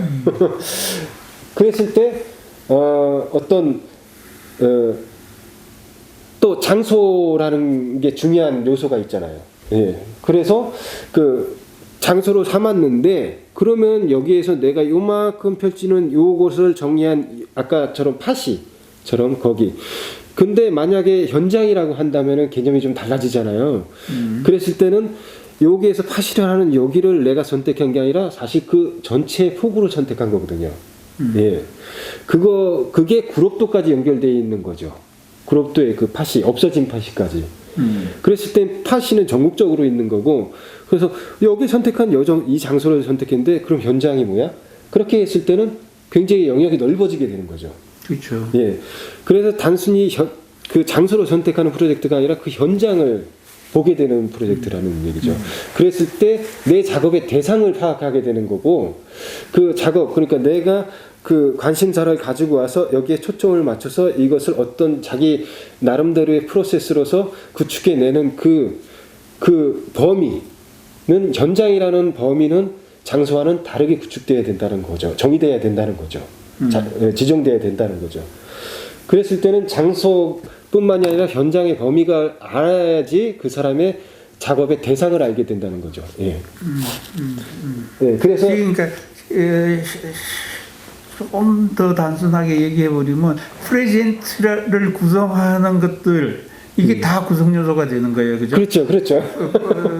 그 발제를 하는 작가, 그리고 그걸 참가하는 뭐 적극적인 관심층이나 개입자도 될 수 있고 그냥 방관자도 될 수 있는 이런 사람, 그리고 그들이 공유하고 있는 시간과 공간, 그 시간과 공간을 형성하는 역사와 환경, 그것들이 이제 중요한 구성 요소인데, 이제 그거를 구성 요소 시험, 모듈 테스트를 한다라는 거는 작가들이 함께 모여서 한 작가가 계획한 현장 프레젠테이션에 지금 누가 어디에서 어떻게 어떤 환경까지 끌어들여서 자기 맥락을 만들고 하는 것들을 얘기를 하는 거예요. 그런 거죠. 좋아요. 근데 그게 뭐 물론 기본적인 세 요소, 장소, 작업, 프레젠테이션에서 온 거죠. 예, 그게 이제 6개로 나눠지고 그게 이제 현장 프레젠테이션이라는 형식적 태도로서 이제 드러나게 되는 거죠. 예. 그거는 현전화와 아까 얘기했던 여기 또 오타인데 현전화와 현장화라는 두 가지 큰 중심 축으로 해서 이루어진다는 거죠. 근데 거기에서 이제 테마로 삼은 것은 또 다른 게 있어요. 그러니까 이번 프로젝트에서 테마로 현장 프레젠테이션 자체가 아니라 그거는 몇 년 동안 해온 거니까 이번에 테마로 삼은 건 인천이란 범위겠죠. 예, 그거는 그 계기야 뭐 됐으니까 한다고 하는데 사실 아까도 얘기했듯이 그게 내가 선택해서 되는 게 아니라 이전의 것까지 모두 포함된 선택인 거죠, 사실. 예, 제가 여기서 인천에서 태어나고 나고 자랐고, 예, 그리고 사실 작업은 근본적으로 픽션이라고 하는데, 예, 그냥 당신들이 하고 싶은 데서 하세요. 거기에서 뭔가를 만들어내세요는 사실 되게 애매하고 난해해요. 굉장히 힘들어요. 그래서 작업에는 사실 팩트가 필요해요. 어느 정도의 사실적인 바운더리가 필요하다는 거죠. 그 안에서 어떤 우주를 갈 수도 있고 4차원을 갈 수도 있으면은 참 좋은데 그냥 4차원을 가세요. 그냥 노세요라는 거는 저는 도움이 안 된다고 생각해요. 작가들한테도 그렇고 보는 사람한테도 그렇고 접근하기 힘들어진다는 거죠. 그렇지 않아도 따라가야 될 것들이 굉장히 많은데 거기에서 어떤 구체적인 바운더리가 있어야지 이것들을 따라가기가 쉽겠다. 이 사람에 대한 세계관이라든 작품관을 따라가기가 좋겠다라고 판단해서 그 실제적인 바운더리를 정한 게 인천인 거죠. 거기에는 전략적인 저 나름대로의 판단도 있는 거예요. 제가 나고 자란 곳이니까 많은 어떤 정보를 데이터를 제공할 수도 있고 어떤 루트, 행정적인 루트를 제공할 수도 있는 거고 뭐 이런 전략적인 판단도 있었던 거죠. 예. 그리고 지금 이제 그 얘기가 각 작가의 자유로운 창작을 권장하지만 그래도 16시가 하나의 기획으로서 네. 주제화가 필요했다. 당연한 얘기인 것 같고요. 그래서 지금 방위 코드북 방위와 관련돼서 얘기하는데 왜 기획 대담을 하는지도 그게 있는 거죠. 그렇죠. 기획은 프로젝트가 앞으로 쏘는데 네. 뭘가를 뭉쳐야죠. 그리고 어느 쪽으로 갖다 줘야 되잖아요. 그죠? 그래서 이제 도대체 16시는 무엇을 뭉쳐서 어디다 던졌는가 이것들에 대한 대담을 위해서 방위 코드 북내 기획 대담을 하는 거죠. 그리고 지금 벌써 엄청 많은 것들이 나오고 있는 것 같아요. 네. 거기다가 이제 이 말까지는 안 하려 했는데 이게 아이 안 하려고 했는데 왜 해? 거기에는 이제 지난 프로젝트까지 이제 흘러온 거예요. 사실 지난 프로젝트에서 참여들하고 논의했던 것들이 이번 프로젝트에서 그러니까 원래 이번에 이 지원금을 받았다고 한 게 아니라 사실 1, 2부로 나눠져 있는 프로젝트예요. 그러니까 지난 프로젝트가 2019년도 프로젝트가 1부고 이게 2부인 셈인 거죠. 근데 그때부터 그렇게 뭐 염두에 두고 하긴 했어요. 근데 뭐 꼭 그럴 거라 저희 16시는 내년에 되면 안 할지 안 할지 모르니까 어쨌든 그랬는데 그때 얘기 나눴던 것들이 이제 작가들이 뭐 뒷담화를 많이 하니까 어떤 우리 문화적인 현실 그러니까 여기서도 있지만 창작과 현실이라고 또 있고 뭐 그러니까 어떤 환경이라는 거 그러니까 내가 현장이라고 생각하는 그 현장의 범위가 그리고 또 작품이 어떤 환경까지를 포함한다고 했을 때는 우리들의 현실도 있고 그러니까 사실 거기에 벌어지는 어떤 창작의 원천이 되는 어떤 현실도 있지만 일상생활에 우리도 있잖아요. 그렇죠. 예. 그랬을 때는 그걸 어떻게 나누냐도 또 하나의 테마인 거죠, 사실은. 아주 중요한 부분이죠. 예. 그랬을 때 거기에 대한 판단이 있었어요. 그러니까 작가들이 내가 가만히 생각해 보니까 지속적으로 이것들은 정말 불쾌하더라. 라는 어떤 지점들이 있었어요. 예를 들어서 어떤 분은 자꾸 나한테 결혼하고 아파트를 사래 이런 거를 되게 불편하시는 분이 있었어요. 어떤 분들은 그러니까 이렇게 사지선다형 아까 설문 같은 걸 그걸 너무 불편해하시는 거예요. 그리고 어떤 분들은 이제 취직을 못하는 거에 대해서 계속 이제 가족에서 계속 뭐 주변에서 그런 거 작가들의 문제인 거죠 사실. 그러면서 이제 그거에 대해서 이제 어떤 우리나라의 문화적인 기관도 책임을 지지 않고 있고 어떤 그런 문제 제기가 있었어요. 예. 거기에서 그게 왜 그렇게 됐을까라고 생각하면서 이제 어떤 진단들이 따른 거죠. 왜 그렇게 된 걸까 하면서 그게 이제 첫째로는 이제 결핍인 거였어요. 결핍. 그러니까 일단 제일 중요하게 뭐 예를 든 것들이 이제 난 공간이 없어, 난 소유가 없어, 뭐 이런 것들이죠. 그러면서 이제 빡빡해지는 거야. 나만 그런 게 아니더라. 저 사람들도 아파트라고 해도 요만큼 몇 평 위에는 뭐 없잖아. 이러면서 그리고 그러면서 그게 어떤 계급화를 하게 되는 계기가 되고 어떤 공간적인 어떤 여유와 뭐 이런 어떤 그러니까 전그지 월그지 뭐 이렇게 나누면서 공간 자체를 또 계급화하게 되고 뭐 이런 것들에 대해서 이제 M4 세대로 물리적인 결핍과 공간적인 결핍이 있다는 거죠. 예. 그 두 번째가 필요 사회다라는 게 이제 두 번째 진단이었어요. 예. 낭비할 줄 모르는 그런 방법을 모르는 여유가 없는 이런 것들. 세 번째가 이제 효율성이라는 거였어요. 그러니까 효율성, 그러니까 실용주의나 성과주의, 물질만능주의 이런 것들에 대한 이거는 우리가 후기 산업사회인 사람들은 잘 아는 것들이 이게 이제 어떤 경쟁을 부추기게 된다는 거죠. 그러면서 이제 그러니까 다수 이데올로기 생산하게 되고 소수자한테 이제 소수자를 배척하게 되고 비판하게 되는 그런 것들이 나온다. 우린 소수자다. 뭐 이런 어떤 대척점에서 강조를 하는 부분들이 있었어요. 그것들이 이제 같이 할 수 없게 만드는 어떤 요인들이고 그게 우리 시대의 야만성이 아닌가라는. 그래서 새롭게 만든다라는 창작 자체가 갖고 있는 본질적인 그렇죠. 형식이죠, 그죠? 그게 어딘가 불만이 있고 결핍이 있고 뭐가 그러니까 꼭 말은 안 해도 하고 싶지만 그래도 있어. 그것 때문에 이제 내가 더 새롭게 만들 거야. 이런 것들이 나오니까요. 그렇죠. 좋은 기획 내에서 좋은 자극제가 됐을 것 같아요. 각 작가들이 이미 하고 있겠지만 서로 다른 상태들이 논의가 될 수 있었다고 아주 좋은 거죠. 그러니까 최소한 말은 해야지.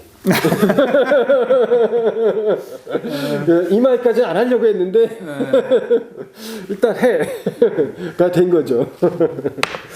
그래서 그거에다가 이제 그런 인천이란 토대와 그런 어떤 진술 같은 그런 것들을 토대로 해서 이제 개인 주제로 파생하는 이런 구조가 된 거죠. 이런 식으로 그러니까 6개의 주제층과 2개의 축으로 나눠진 구성이 되게 된 거죠. 이거를 이제 실행하기엔 실천 단계가 이제 그 사전 탐방과 모듈 테스트. 이거 잘못된 거네요. 현전화. 뭐라고 좀 이거 읽어주든지.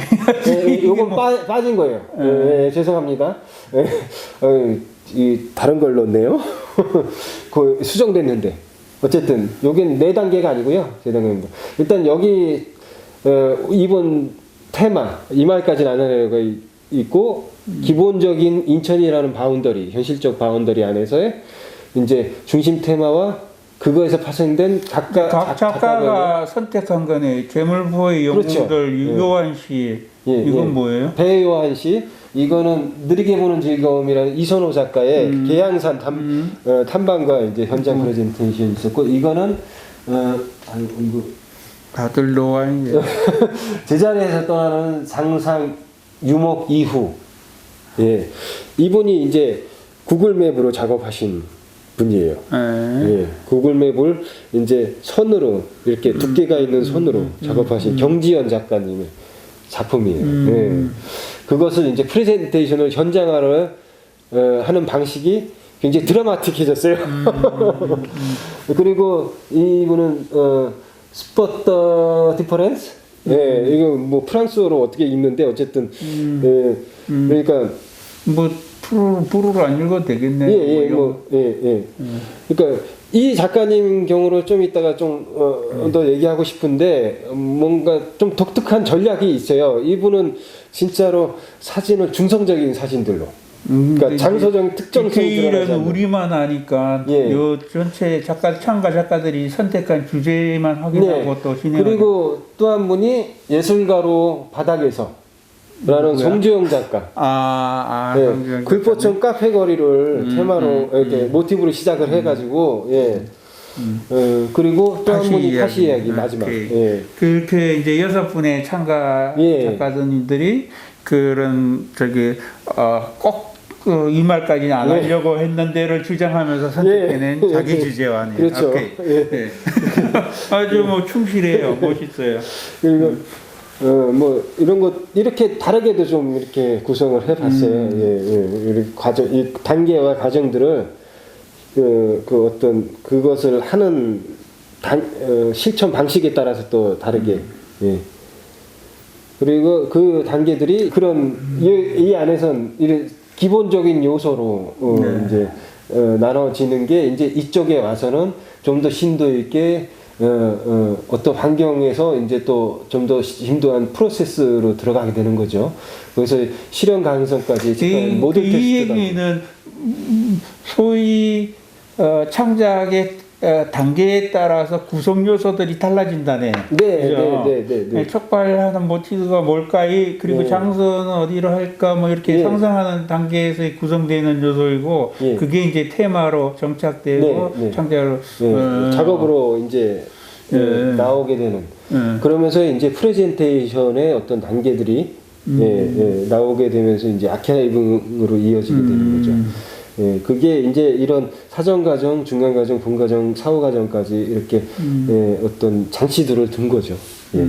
이 전체 이렇게 그래서 각 참가자들의 작업도 좋지만 기획 자체도 하나의 작업으로 충분히 이해되고 어떻게 다시 프레젠테이션 될 수 있으면 좋을 것 같아요. 그래서 일단은 이렇게 뭐 세부적으로는 이런 일정들이 있는데 이 작가들이 이런 방식에 익숙하지 않은 작가들한테는 좀 부담이 많이 됐을 것 같아요. 예. 근데 어쩔 수 없이 저희는 기본적으로 네가 얘기하고 싶은 만큼 너도 들어줘야 돼라는 게 이게 상호 비평의 원칙이 있습니다. 그렇기 때문에 이 어떤 대화 서로 그럴 때 서로 힘이 되겠죠. 네. 그러니까 워낙 사실은 이런 프로젝트를 위해서는 열악한 환경인 거죠. 사실 스텝도 별로 없고 지원금도 그렇게 많이 풍족하지 않고 그러다 보니까 부족한 부분을 이렇게 채워나갈 수밖에 없게 되는 거죠. 그거는 능동적인 참여를 요구하게 되는 거고, 그거는 어떤 배려라든지 일단 어떤 공감대 형성이라든지 뭐 이런 차원에서 공동체적 특질을 갖게 될 수밖에 없게 돼요. 그쪽을 지향할 수밖에 없게 되거든요. 어떤 공동의 활동이라는 특성을 갖게 될 수밖에 없어요. 이제 방위코드 북의 기획 대담의 마지막 파트를 녹화하려고 합니다. 방위코드 북 전시는 11월 8일부터 12월 6일까지 경기도 가평군 설악면 위곡리 90-2번지 금공간에서 진행되고 있습니다. 코로나 상황이지만 여기는 농가 밭 그리고 숲으로 이어지는 야외 공간이 주로 전시되어 있습니다. 서울에서 가볍게 나들이 나가실 때 기꺼이 방문해 주시면 고맙겠습니다. 이제 제가 16시 기획과 관련해서 실제 뭐 굉장히 핵심적인 내용들이 있고 물어보고 싶었던 것들이 있었는데, 프레젠테이션에 대해서 물어봤고, 프레젠테이션을 배경으로 해서 환경과 장과 그리고 작업의 바탕으로서의 시공간의 장, 뭐 이런 얘기들을 했고, 그 환경이 중요해지면서 작업 방식에 있어서의 퍼포먼스 하나의 형식을 완성하는 거나 아니면 하나의 사건으로서 이벤트나 해프닝으로 얘기될 때 아니면 행위라고 얘기하는 행하여 인위적인 어떤 것을 하는 그런 개념들의 차이에서 생길 수 있는 작업의 방식들 그리고 16시 기획에서 김태진 작가에서 중요한 대화 방법으로 쓰이는 모듈 테스트에 대해서 미흡하지만 대담을 했고요. 이제 김태진 작가가 이 기획에 대해서 마무리하는 내용들을 녹화하려고 합니다. 이분 같은 경우는 유일한 순도 100% 외지인입니다. 근데 이분을 섭외하게 된 것도 좀 제 실수 때문이에요. 저는 이분이 인천에서 현재 활동하고 있다고 들어가지고 섭외를 하게 됐는데 인천에 가까운 저 물레동에서 활동하고 있죠. 아니 인천 아트 플랫폼에 계시다고 그래가지고 잘 됐네. 그러면 뭐 이왕 인천에서 지금 활동하고 있으니까 이거 같이 하십시오 해서 했는데 아니라는 거예요. 아트 플랫폼에 방문 중이었겠죠. 그랬나 보다. 그래가지고 어쨌든 그렇게 해서 섭외하게 됐는데 한 번도 인천에서 활동을 해본 적이 없는 거예요. 그 외에는 인천 출신이거나 인천에서 활동한 경험이 아주 많아요. 그래서 네. 신선했겠는데요. 네. 그래서 긍정적으로 작용한 경우죠. 제 실수가. 왜냐하면 저도 근데 지역 문화재단의 이 문화재단들이 이렇게 배분되면서 그게 제일 좀 너무 폐쇄적인 것 같아요. 그 지역 작가들 해라, 그 지역에서만 전시해라, 뭐 이런 식들은 충분히 약간의 자주 실수하셔야 되겠네요. 소통될 수 있고. 근데 저한테는 그래서 그게 큰 문제가 안 됐어요. 제 경험상으로도 그 안에서만 있는 게 아니라 다양한 시각들이 했을 때 더 풍부해지는 경우가 더 많았거든요. 그렇죠. 그리고 제 실수 때문에 더 풍부해지는 경우도 많았어요. 그러니까 그렇게 큰 문제가 되지는 않더라고요. 그리고 그게 긍정적인 결과로 나오게 된 거라고 저는 생각을 해요. 왜냐하면은 그만큼 증명을 해냈다는 부분에 있어서요. 왜냐하면 이분이 전형적인 어떤 작업의 디벨롭 과정을 겪으신 것 같아요. 그러니까 누군가 외지인이 요즘 레지던시 많잖아요. 낯선 곳에 초청을 받아가지고 와가지고 거기서 작업을 시작하고 출발하면서 만들어가게 자기 작업이라고 창작물이라고 만들어가는 그 과정을 전형적으로 밟으신 것 같아요. 그 전형적이라는 게 나쁜 의미가 아니죠. 이 배효한 작가는 어떤 장소를 고르고 어떤 프레젠테이션 했나요? 간단하게. 그러니까 이 배효한 작가님은 이제 연안부두 인천 하면 떠오르는 건 바다죠. 그리고 거기에 있는 연안부두. 인천 사람들한테는 굉장히 여러 가지 복잡다단한 감정이 있는 장소예요. 워낙 유동적이고 인천이라는 도시 자체가 계양지가 있었고 계양지고 최초의 계양지고 거기에는 조계지라고 해가지고 각국의 어떤 자치구가 있었고 그리고 지금까지도 여기 인천 공항이 생기기 전에는 여기가 어떻게 보면 굉장히 외부와의 관문 역할을 했던 곳이죠. 그래서 항상 들어가고 나가는 곳. 인천 연안부두를 통해서. 그러니까 뭐 비행기가 생기기보다는 훨씬 더 배가 먼저부터 사용됐었으니까 그쵸. 그 배를 중심으로 한 구죠, 그죠? 그러면서 인천 사람들한테 떠오르는 이미지가 있어요. 그런 주변에 유흥가라든지 뭐 선원들 뭐 그런 이미지가 있는 거죠. 그리고 옛날 일제 강점기 때 그 유적들 그러니까 이제 근대식 건물이라든지 뭐 이런 것들이 굉장히 많이 남아 있는 곳이고 근데 이 작가가 선택한 거는 그러면서 접근한 역사인 거죠. 그러니까 여기에서 일어났던 러일 전쟁 거기에서 희생당한 러시아 병사들을 추모하는 장소로 조성된 상페터르부르크 광장을 이제 테마로 삼은 거죠. 그러면서 이 장소에서 현장 프레젠테이션을 진행하게 됐어요.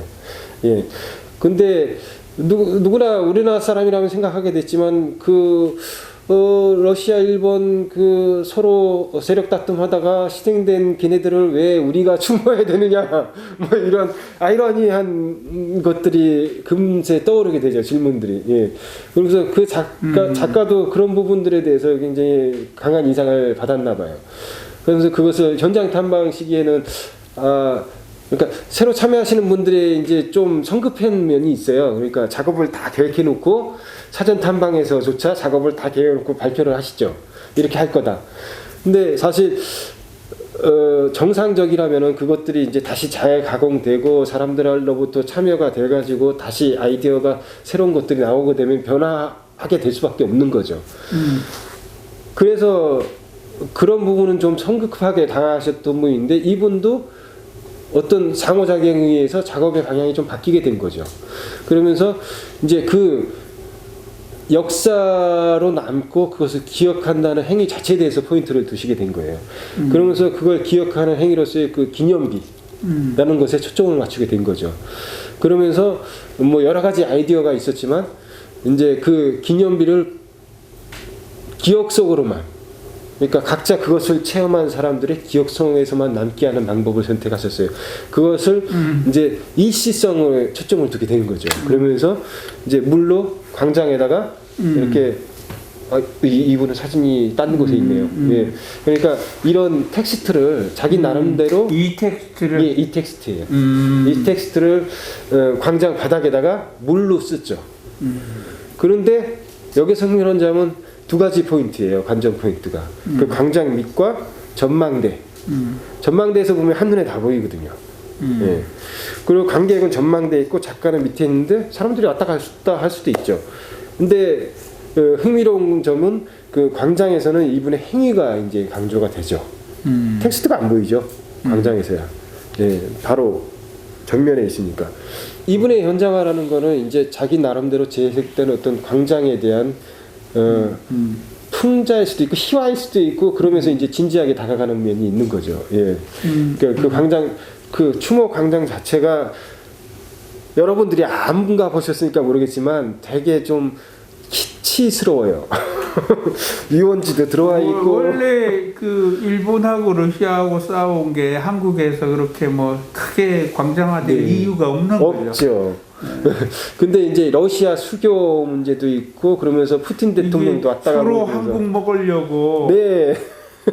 뭐 그래놓고 그런 내용을 한국에다가 그 제대로 된 광장을 만든다라는 것들이 아마 한국에서 허용이 안 됐을 거고 피처가 되고 그리고 그런 어떤 이벤트적 장소의 가장 큰 특징이 복합적이라는 거죠. 그러니까 예를 들어서 베를린이라든지 뭐 이런 곳에 추모광장, 추모지들을 보면은 딱 그것만을 위해서 조성되어 있단 말이죠.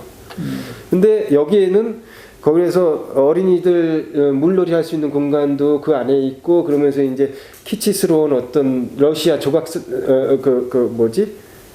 파트로스카 인형 이런 조형물도 있고 뭐 여러 가지가 복합적으로 막 들어와 있단 말이죠. 이게 땅덩어리가 좁은 나라의 특성인지 어떤 백화점식으로 무분별하게 거기에 대한 어떤 비판이 전문가들로부터 주장되지 않는 것도 참 그게 행정적으로 정치적으로 더 큰 이슈에 의해서 그 목소리들이 드러나지 않는다는 것들이 더 문제인 거죠 사실은. 예. 그런 부분에 있어서 내가 생각하는 추모란 이런 거다라는 어떤 작가의 해석이 있는 거죠. 예. 그게 그 장소에서 할 수 있는 거고 그 장소에서 작품화돼서 현현하게 되는 어떤 특성화가 이루어지는 거죠. 거기에 아니면은 별 의미가 없는. 그거를 저는 현장화라고 부르는. 이분 같은 경우가 아주 드라마틱한 변화를 겪은 분인데 회화를 하시는 분이란 말이죠. 이분이 여기 옆에 컨테이너로 된 전시장이 있었어요. 거기에서 하기로 했단 말이죠. 전시와 프레젠테이션을 겸해서. 근데 그게 코로나 때문에 취소가 된 거죠. 폐쇄가 됐어요. 그래서 이분이 찾은 해답이 이렇게 텐트로 그 옆에서 원래 그 그 전시장 그 앞에서 하려고 그랬는데 그 수자원 관리청인가? 예, 그 관리 주택했잖아요. 여기 아래밭길이기 때문에 그 사람들이 불허를 했어요. 그래서 이렇게 애매하게 누구의 관리 소속인지 모르는 공간에다가 이렇게 예, 이번 작품 제목이 이제 상성 유모 그 이후 뭐 이런 작품 제목인데 이게 이제 자기 나름대로 상상 유목인 거죠. 생각으로 떠나는 지도를 보면서 떠나는 유목인데 바로 현실적인 유목화가 일어난 거죠. 예. 그러면서 그 장소가 요구하는 그 장소의 그 공간적 특성 외에 어떤 관리 주체라든지 그 장소를 유지하는 어떤 시스템에서 일어나는 어떤 그리고 지금 현실의 상황까지 모든 것들이 고려된 어떤 자기 나름대로의 다른 프레젠테이션 형식으로 제시가 된 거죠. 그 전에 있는 컨테이너 전시장에 끼어든 것보다는 훨씬 더 유목에는 잘 네. 단지 아쉬운 거는 저는 요거 이런 것들이 딱 그 경계에 있었으면 더 강렬하게 주장되지 않았을까. 그리고 사람들도 그 앞에 엄청나게 많은 사람들이 있었거든요. 조금 들어가니까 안 보이는 거예요. 옆에 또 텐트들이 막 생기기 때문에 거기에서 이제 사람들이 잔디밭에서 막 깔고 그 연인들도 와서 이제 깔고 있고 막 가족들도 여기 애들 뛰어다니고 막 이러니까 조금 들어가 있어서 사람들이 잘 안 와보게 되더라고요. 근데 저는 욕심 같아서는 바로 여기 줄에다가 쫙 맞춰서 그럼 이쪽도 책임질 수 없고 저쪽도 책임질 수 없게 그렇게 뭔가 좀 노골적이었으면 했는데 그 부분이 조금 아쉽긴 해요. 근데 저는 이렇게 자기의 그러니까 현장화라는 어떤 환경이라는 게 그냥 그러니까 내가 선택해서 거기다가 내 의지에 의해서 하는 게 아니라 모든 그것을 그 환경을 이루는 요소들이 작용한 그 결과로서 나오는 거를 저는 현장화라고 표현하고 싶거든요. 예. 그러니까 어쩔 수 없이 그럴 수밖에 없게 나오는 것들이 되지 않을까라는 생각들이 좀 들었어요. 예. 그게 현장 프레젠테이션을 정의하는 요소가 아닐까 생각이 돼요. 예. 그러니까 사람들 간의 관계도 있고 그거에 대한 피드백 때문에 달라지는 경우도 있고 그렇지만 그 작품이 들어가게 되는 그 시간과 어떤 장소의 요인들 때문에 자기 작업의 형식들을 다시 고민하게 돼서 다른 형식으로 나오게 되는 어떤 그런 부분들이 핵심이 아닐까라는 생각이 들어요. 예. 거기에는 사실 네, 이제 보면 그런 의미에서 프레젠테이션을 시작했는데 오픈스쿨을 떠나면서 현장화가 되면서 프레젠테이션에 지금 여기 있게 하는 것들이 좀 더 긴장감 있게 된 거예요. 네, 네, 그렇죠. 그러면서 이제 작가들도 작가들한테도 더 이제 뭔가 이렇게 청동감이 생기고 그러니까 하는 입장에서도 좋았던 것 같아요. 예. 그리고 어쨌든 다른 사람의 그 영역을 훔쳐보게 되잖아요. 예. 뭐 여기선 개입과 주장이 원칙이니까 어쩔 수 없이 보게 될 수도 있지만 어쨌든 다른 사람의 장소를 관심을 갖게 된다, 훔쳐보게 된다는 거죠. 이거는 근데 그것보다 더 중요한 요소가 있는 거죠. 그러니까 그 사람의 어떤 작업적인 철학이라든지 사상의 어떤 바탕뿐만이 아니라 그 사람이 놓여진 사회적인 위상을 볼 수 있게 되는 거죠. 실제 이제 이렇게 현장 프레젠테이션이라는 형태로 정착이 되게 되면 전국 모든 곳이 네. 작업장이 되고 그렇죠. 전국 모든 것이 기획 공간이 되는 거예요. 네, 그렇죠? 네, 그렇죠. 그런 반면에 또 보면 농축되지 않고 그리고 참가자들도 들쑥날쑥하게 되고 네. 이런 부분들이 있을 텐데 네. 하긴 그런 부분들을 벌써 뭐 거의 10년 가까이 된 거잖아요. 네, 그죠? 네, 네. 그런 부분들에 대한 기획자로서의 어떤 이런 건 이래야 되겠다라고 생각하시는 부분이 그런 부분에서 가장 조심하게 되는 부분들이 있는 거죠. 그러니까 어쨌든 이것은 개입이라는 거는 자유창작권에 대한 어떤 그 경계를 넘나들어야 되는 거기 때문에 그러니까 사실 노골적으로 얘기한다면은 아틀리에에서 끄집어내려는 어떤 경향이 있는 거죠. 제 나름대로의 의도는. 그러니까 그거는 어떤 경계, 창작 환경은 뭐고 일상 환경은 뭐냐라고 했을 때 이 사람들의 작업의 근간이 되는 것들, 그것을 보여주는 게 진정한 프레젠테이션일 텐데 그것을 어떤 형식으로 볼 수가 있겠느냐 라고 했을 땐 전시로선 부족하다라는 거죠. 예. 이제 그런 부분을 얘기하시니까 실제 옆에서 이렇게 보면 김태진 작가님 보면 자기 작업에 의해서 굉장히 성실하게 그리고 철저하게 계획해서 거의 장인적으로 완수해내는 스타일의 작업을 하는데 네네. 이 이제 16시 기획에 있어서는 약간 그 중심이 바뀌어져 있어요, 그죠? 네. 도리어 그렇죠. 그 아틀리에 자기 작업 세계에 가장 충실한 작가 중에 한 명일 텐데 이제 거기서 꺼낸다. 이거는 본인 작업에서 느끼게 된 어떤 또 그런 건가요? 반대급부? 그렇죠. 예. 별표를 채워야 되니까. 근데 16시를 시작하게 된 계기도 그렇고 그러니까 어떤 소수자라는 어떤 느낌이 강하잖아요. 그거는 어떤 특정한 부류라는 거잖아요. 그렇게 했을 때 어떤 열망하게 되는 것들이 있는 거죠. 소통이라든지 공감이라든지 아니면 뭔가 교류라든지 이런 그러니까 네트워크적인 성격을 갈망하게 되는 거란 말이죠. 그거를 기존에는 어떤 중개자가 있죠, 원래. 그 사람들이 분류하고 나눠가지고 어떤 특정한 사람들을 모으고 조직해서 어떤 행사들을 만들고 이런 어떤 활동들을 하게 되는데 사실 모든 사람이 거기에 속해 있지는 않아요. 이게 혜택을 받지는 않아요. 그것도 상당히 정치적이고 쉽게 말해 좀 더 직설적으로 말해서 유명하지 않으면 힘들다는 얘기죠. 예.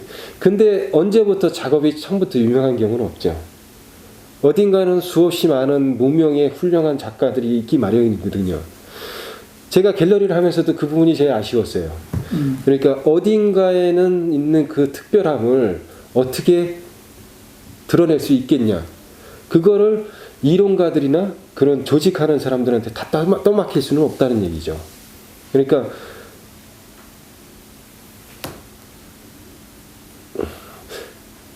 이렇게도 얘기하는데 항상 다 차려진 밥상을 기다릴 수만은 없다는 거죠. 예. 그러니까 거기에서 나오는 패단이 매개자 헤게몬이고 그것들을 어떤 권력으로서 이용하는 사람들. 근데 창작자라면은 자기가 하고 있는 어떤 것에 대해서 어떤 창작 행위를 하고 뭔가 자기 역량을 발휘하는 거기 때문에 그것을 수용하고 소화해내는 것에서도 창작자로서의 어떤 능력이 발휘되지 않겠냐라는 부분이 있는 거죠.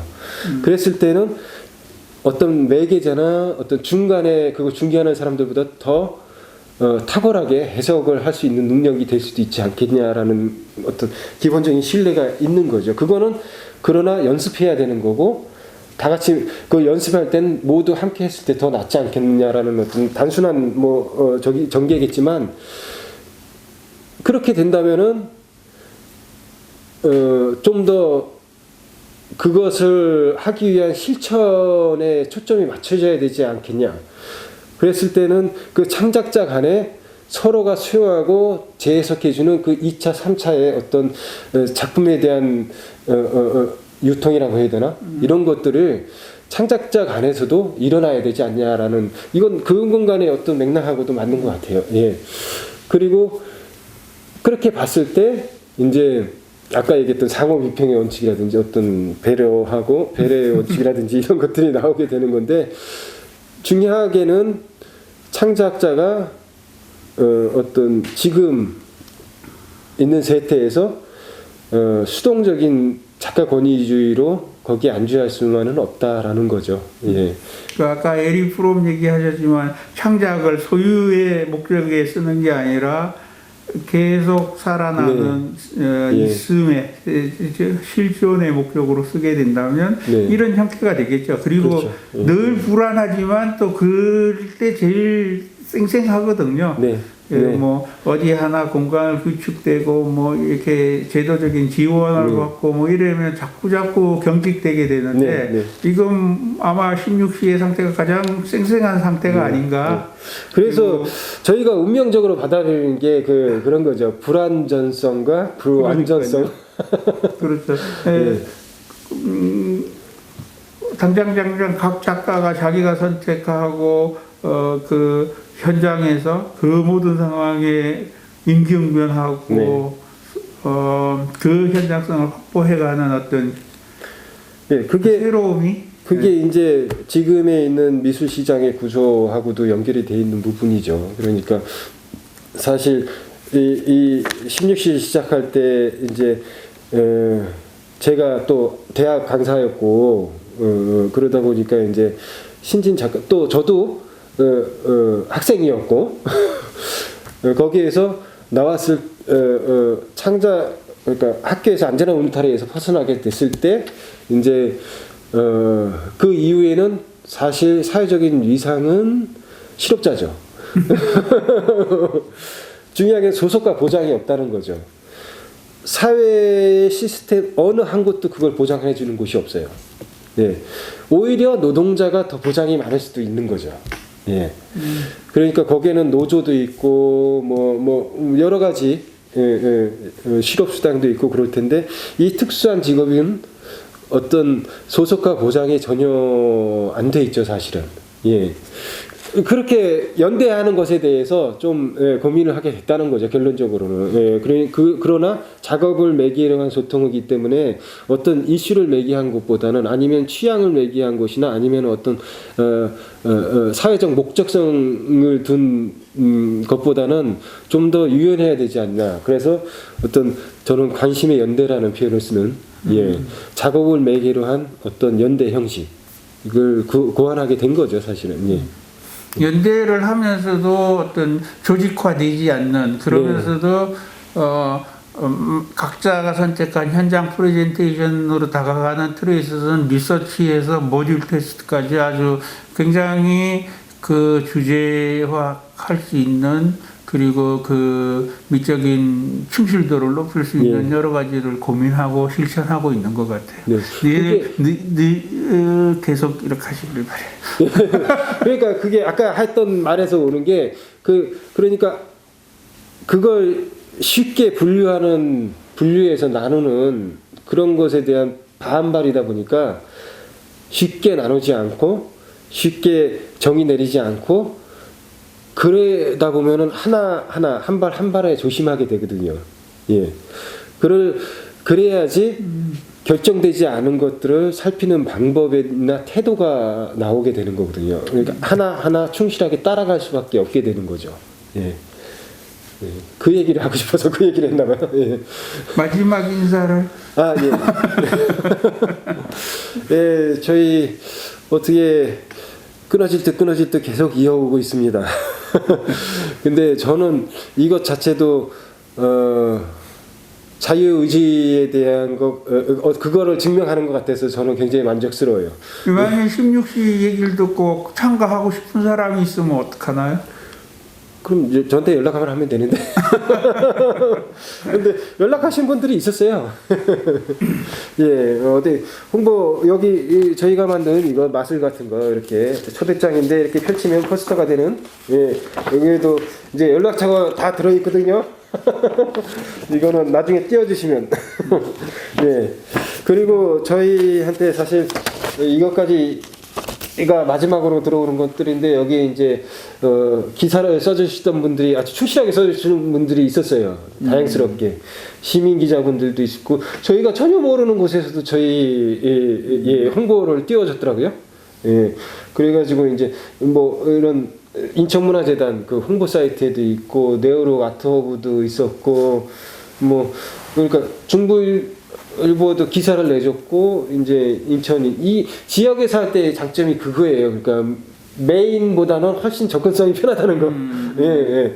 그러면서 이제 한 군데가 이제 상당히 많은 지면을 할애해서 실어져가지고 그 사람 나름대로 또 어떤 해석도 있었고 그래서 우리나라에서 경영해보지 못했던 지금 16시는 홈페이지가 있나요? 16시는 페이스북으로 주로 활동을 하죠. 페이스북? 예, 페이스북. 16시 차점은 그렇죠. 되겠네요. 예, 예.